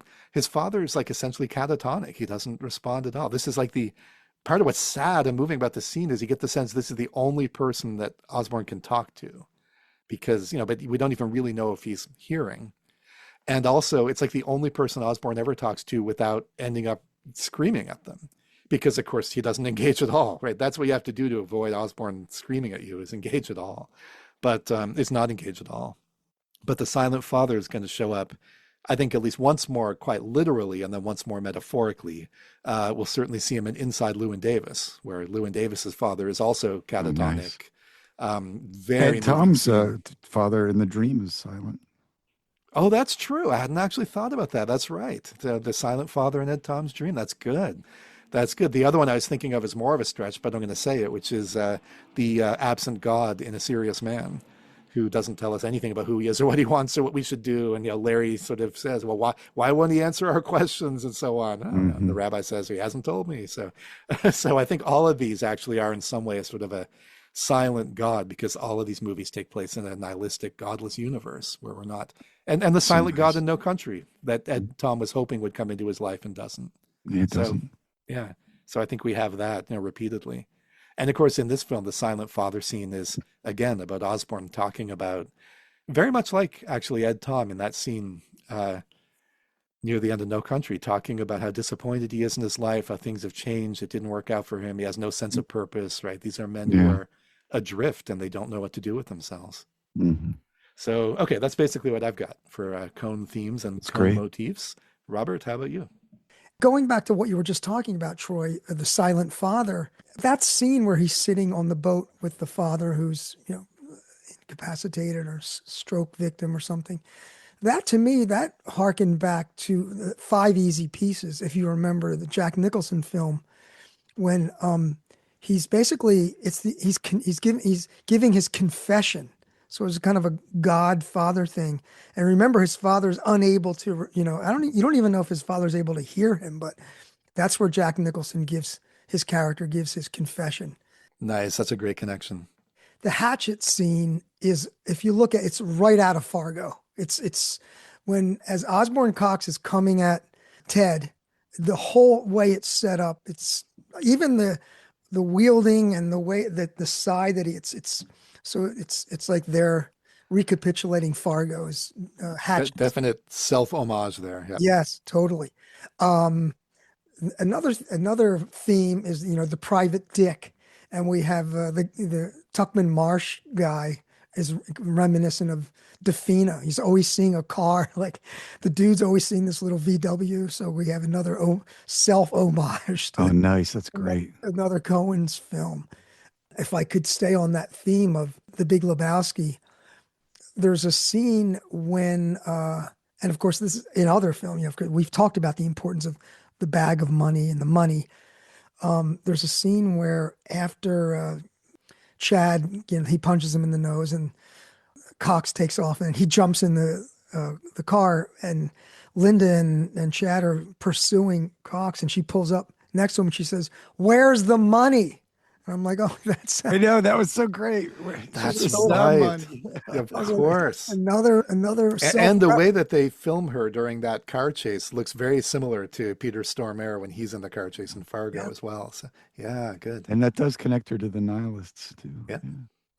Yeah. Yeah. And another theme is the Coen brothers' contempt not only for American culture, but for cinema, American cinema in general. And I think that's the rom com that I forget what's the name of that movie that they go to see. Do anybody? Isn't it Coming Up Daisy? Is that, which is grammatically nonsensical. It makes no sense.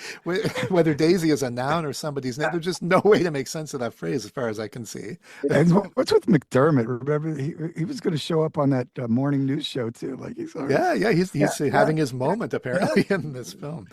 But again, we see the Coens love to make their little barbs against American cinema and the Yeah. taste of the American moviegoer.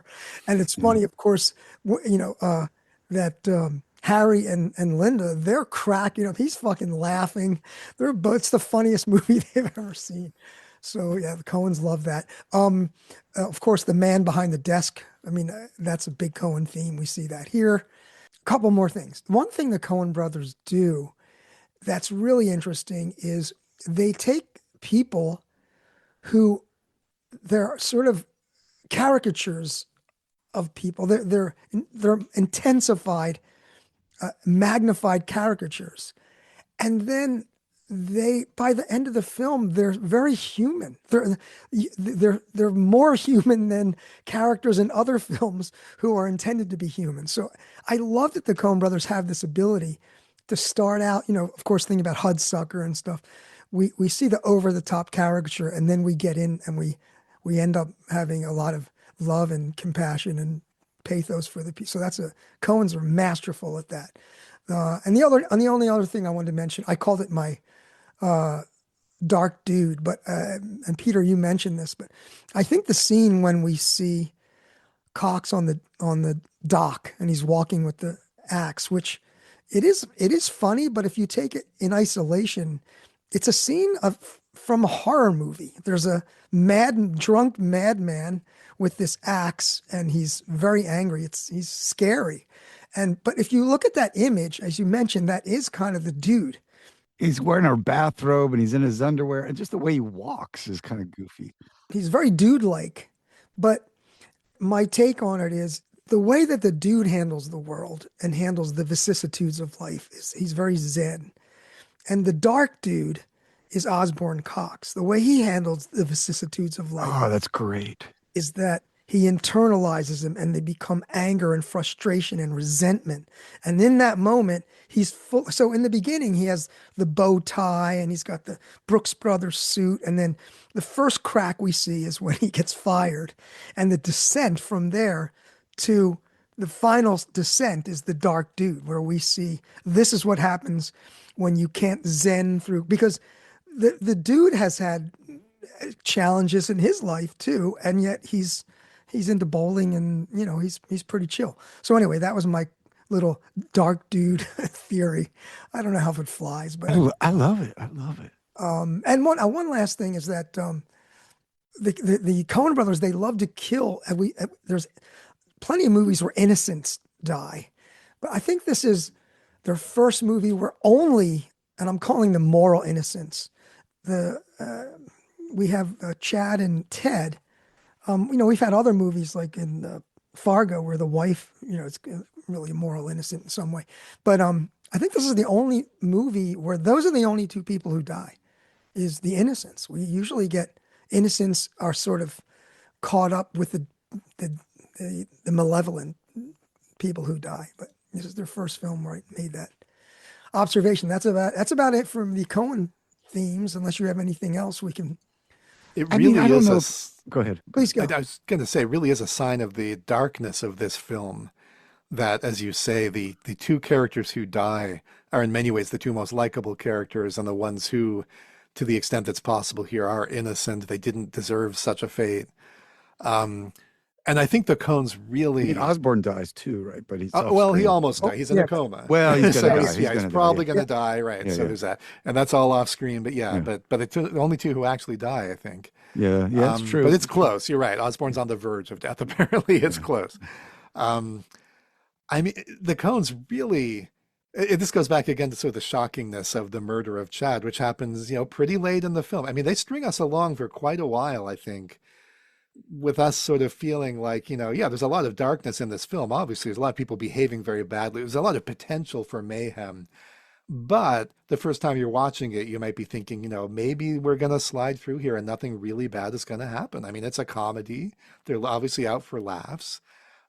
Maybe this will be the first Coen film in which nobody gets killed, and then when Chad died, the way it happens, the goofy look on his face, just everything about it, it's just... Again, there's so many, you're mentioning all these parallels with Fargo and calls back to Fargo, because it feels like they're really made an intentional sort of decision to go back to the world of Fargo in a way and do a Which lot also of has stuff a home invasion, right? Yeah. Oh yeah. Very central home invasion. That's right. Yeah. That's, I think it was that film that first got me thinking about that theme, how prominent it was in their movies. And of course that theme is, that movie is so striking for the mix of hilarious comic stuff and really dark, shocking, violent stuff. And they're better at that than almost anybody. And now they're doing it again. But I found in this film, it was almost more shocking in the way that they held off for so long and then just hit us with it so powerfully. It's so disturbing. Oh my God. It really comes out of left field. And yeah, the violence is so horrible. It's not even like he just he shoots him running away. It's No, no, not at all. No, it is a very shocking thing. They really are hitting us with reality, Look, narrative won't save you, right? Genre won't save you. You think you're in a comedy, this can happen at any moment. There's no, again, the world doesn't revolve around you. It's all that thing I think they keep coming back to. Like, yeah, we want to make funny, entertaining movies. We want to make movies people enjoy watching, but we want to make movies about the real world. And there is a sense in which, as goofy and silly as this movie is on so many levels, it's very real.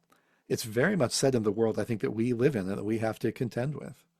I mean, what I was going to add to that is, in a way, I mean, this is a stretch too, because so many films hinge on accidental or chance events. Especially, you typically get like crime films where they have the master plan, but it's like, of course, doesn't happen because some weird chance thing happens, intercedes and interrupts the plan. Here, it's more about not that they have master plans, but they have these, which I just keep calling the imaginaries, but they have these aspirations, these wants, these desires, what they imagine their lives will be or where they're going, and things like, I mean, it was chance that Harry comes back when Chad is there. It's chance that the CD was found. It's chance that Osborne comes back when Ted is in the basement. I mean, also so many things just interrupt life, and you could say their flaws open themselves to these chance occurrences that are going to, even that Harry was dating Linda, who's happens to be the connected to the man he's just killed. I mean, yeah, I mean their worlds. It wasn't the master plan that was interrupted, but it was their aspirations, their desires, and I think it's an important thing to learn in life is that as you like to put it, it's like they're not in the center of the universe, but also you think you're in control. You think you're on your way to a certain, future, whatever, and then you are not. Yeah, and this again speaks to their subversion of the spy genre, right? We're used to seeing spy movies in which an agency like the CIA is in control and they're manipulating everything. And here's a movie Absolutely. in which, the CIA people are kind of jokers who are just like, what the hell's going on? I don't fucking, he just did that. That makes no sense. Like, that's the level they're The working best on. they can do is burn the bodies to clean Yep, up. that's right. That's what gets burned after readings, their bodies. I know, isn't that great? Yeah, I Yeah. love that. well, unless you have some more observations, fellas, what do you say we move into the movie soundtrack analysis? What do you have for us, either PD or Troy? I mean, mine isn't that I don't have that much. It's the credits, especially the opening credits. I love how they created a kind of spy. It was very percussive. It raised both excitement and tension, at the same time. It also harkened back to.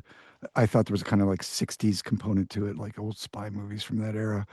And so I thought just the establishment of the background genre and the emotional illusions that the film is going to make were really beautifully established with the music in the beginning. Yeah, and there is that nice level of irony where the music is very dramatic in this way, those pounding drums and so on. Just Right. something big is going to happen. Yeah. We're expecting a spy movie, and what happens in spy movies? Somebody's going to destroy the world unless we stop them. The stakes are so high, right? Somebody's got Right. to James Bond or someone has to come in here and stop this evil madman from destroying everything, Yeah. and that's not even close to what we're going to see. And I love that level of discrepancy. And I mentioned earlier on that, and this is something I just learned that it was influenced by the Burt Lancaster film 7 Days in May, which apparently the soundtrack was all percussion. So they kind of took that idea and ran with it. Oh, nice. I think that's very effective. Yeah. Yeah. I listened to that soundtrack, or at least the opening credits track to that film, and it's great. I think the Carter Burwell piece is actually better. I like it better. But the thing, and Troy, you put your finger on this, is that the theme over the credits is this kind of brilliant percussive soundtrack. It raises, invokes intrigue and danger. But there's also, if you listen to it, there's just a little sense of irony. He's able to Oh, capture nice. Yeah. that you're going, is this a serious spy thriller? I don't know. I haven't analyzed exactly how he does it. I know he's using like what are those drums called? Like taiko drums or taiko drums? I think that's what. Oh, yeah, yeah. Anyway, Okay. but that it's just brilliant.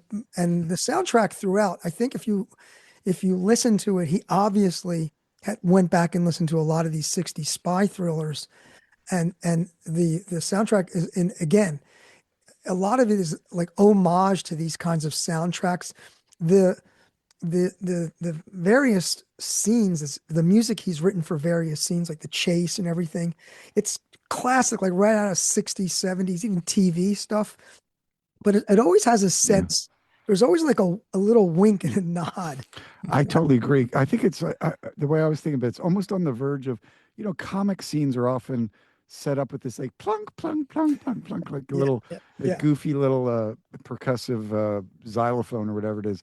Um, and it's very close to that. It's Mhm. just a little bit off from that. And so you can almost feel that Hmm.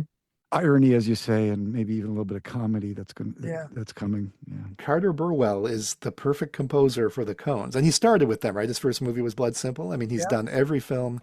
He does with music what they do with visuals and the other aspects. They're going into these genres and they're taking them and then tweaking them in some way and just putting enough of a spin that we see, yeah, this is a movie in X genre and it's also not.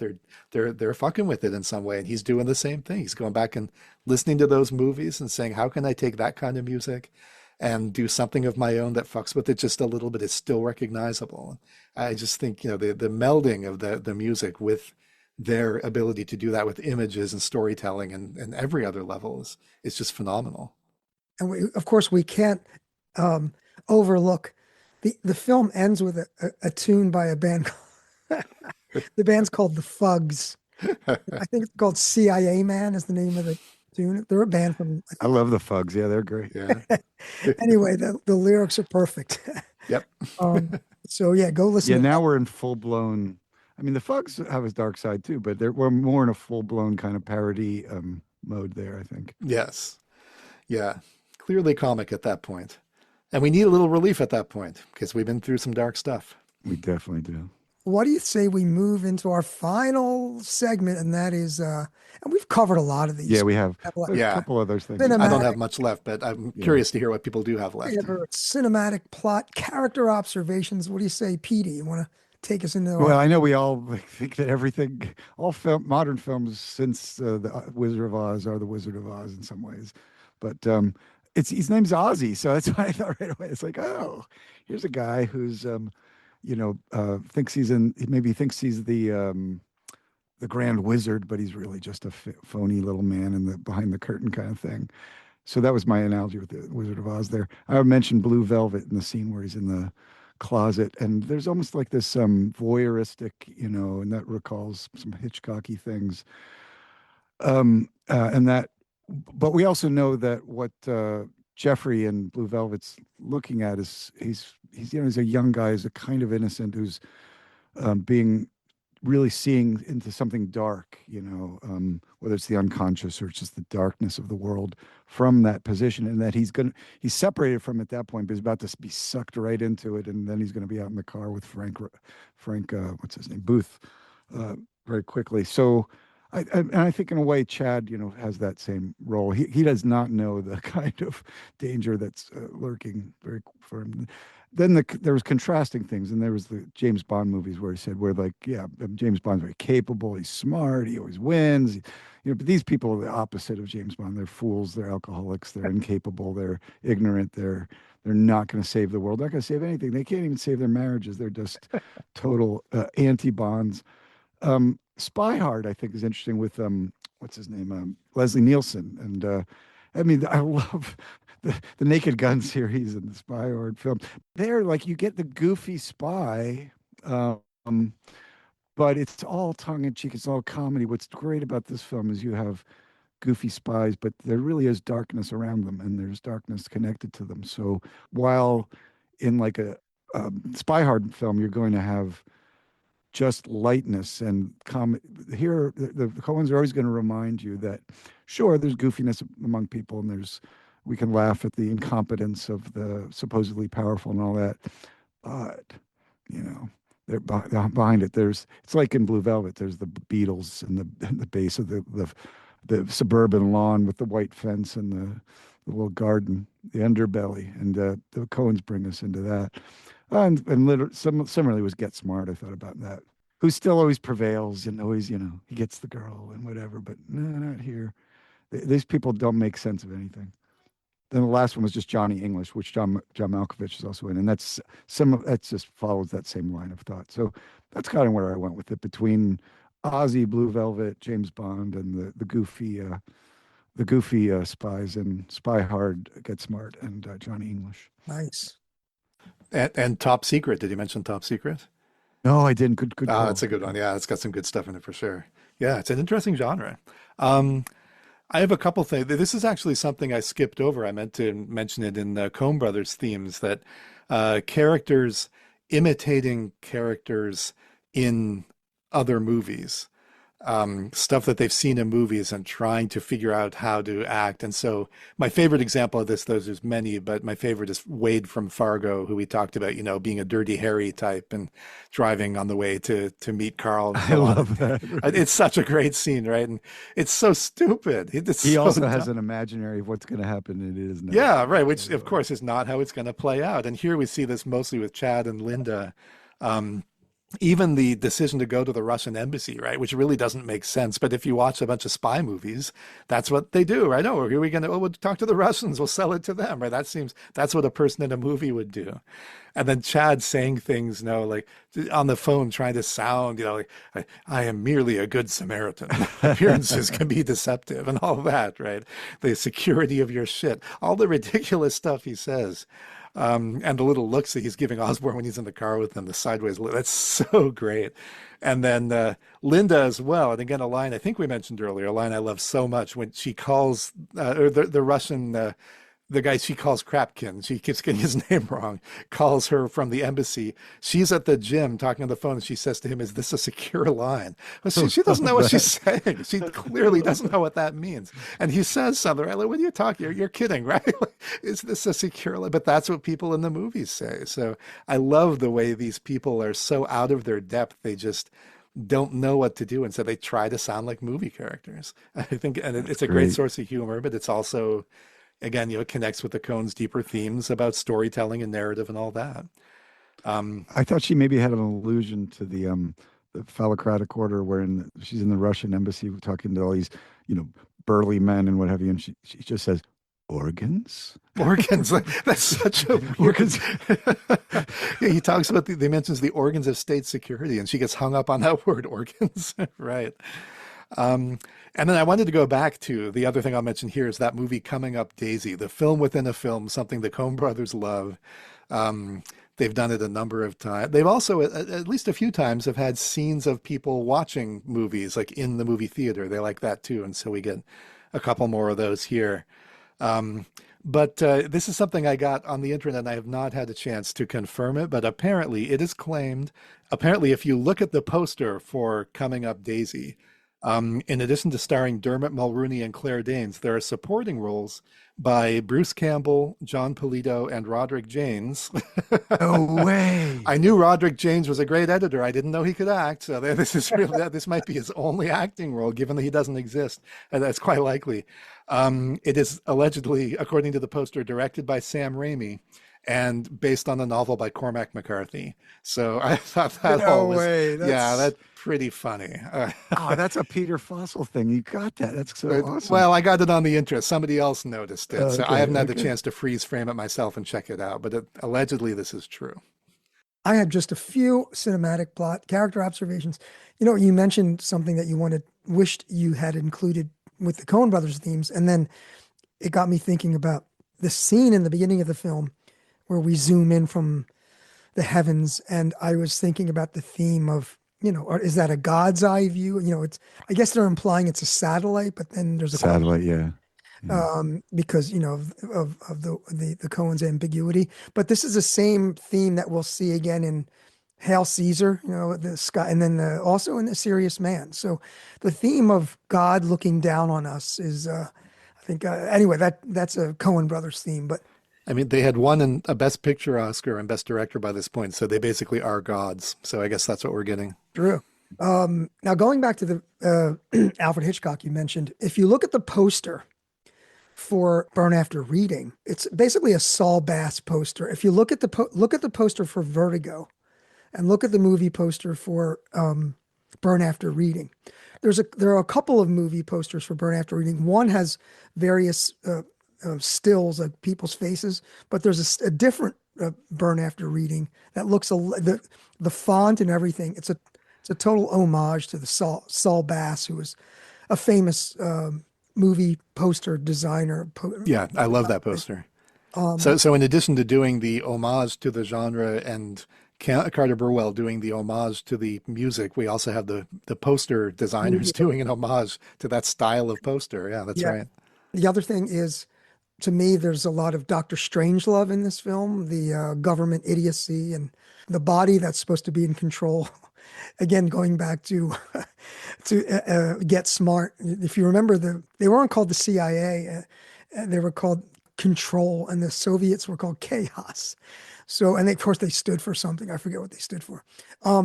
There's a reference to Mr. Black. Are you Mr. Black? And I think that's a reference to Reservoir Dogs when he says something like, Oh, definitely. Are you Mr. Black? But can I add something in there? Brad Pitt was also in the 1998 film Meet Joe Black. So it may be a reference to that as well. Yeah, hard to know. Oh, nice. Quickly getting to a couple of things. Two more things. One is, why is Harry obsessed with flooring? What the hell is that? I don't know. It's such a funny detail. And I want to go like, oh, they just thought it was quirky, but I have a feeling there's something else. Maybe it's an inside joke or there's something else going on with his obsession with flooring. I have no idea, but it is funny. It makes me laugh. It's just such a weird thing. It is funny. Every time he steps into a new room, he sort of stamps on the floor and comments on it. And he asks me, is this parquet or whatever? Borbo. Yeah, right. Exactly. And also his thing with always having to take a run. I know, that's great too. That's another probably inside.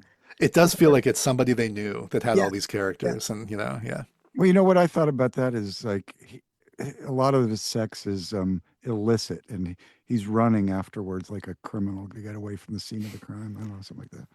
He does seem to, although after, he returns to the scene of the crime too. Yeah, he returns. And that's when he shoots Chad. So yeah, who knows? Last thing I want to say is, I'm sure we all agree with this, Brad Pitt's performance. I mean, he should win the Nobel Prize for comedy. Yes, it's great. It's so great. Every second of it. He couldn't be funnier. And Troy, you mentioned this. I don't know if we talked about it. You mentioned it, you and I, when he's in the car and he's sitting next to Osborne and he makes this face where he's trying to be mysterious. And he's I know, it was great. Burrowing his brain. And then he says something like, he means to say something like, looks can be deceiving. Deceptive, like, looks can be deceptive. Appearances, yeah. And if you watch his face, part of what's great about the sequences, it's clear that he keeps forgetting to do it and then remembering it, so he'll do it again. I know, right? He'll like get distracted, and then he'll like, oh yeah.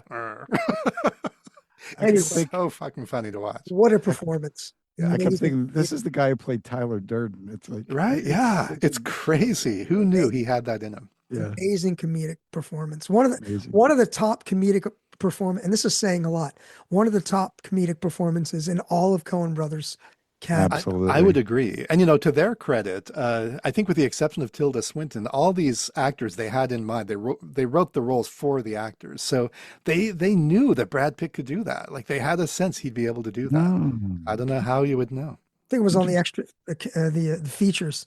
They said something like, Brad Pitt said, they handed him the script and then he looked through it and he said, yeah, the guy's, he's an idiot. And Brad Pitt said to Joel, he said, well, how do I play this role of an idiot? And there was a pause and Joel goes, you'll be fine. That's so funny. Oh man. Anyway, fellas, what do you say? Is it time to wrap up this? I think we can wrap it up. We can wrap it up. Well, there you go. We got Burn After Reading is another one in the can. Our next film is going to be what? A Serious Man. A Serious Man coming up. I can't wait. I hope there's some philosophical content in that one. Maybe just a little. You think? Yeah, can I quick say I thought, I wasn't even really looking forward to this one. I was like, I can't wait for Serious Man, but this will just one. But this, the more I got into it, the better this film is. It's It a is great just so film. great. Yeah. Yeah, It's taken me some time too to really appreciate it. It is a Yeah. great film. it really is. 100%. Well, listeners, thank you so much for hanging with us, keeping with us here on the podcast. And until next time, take good care, and we'll see you at the next episode.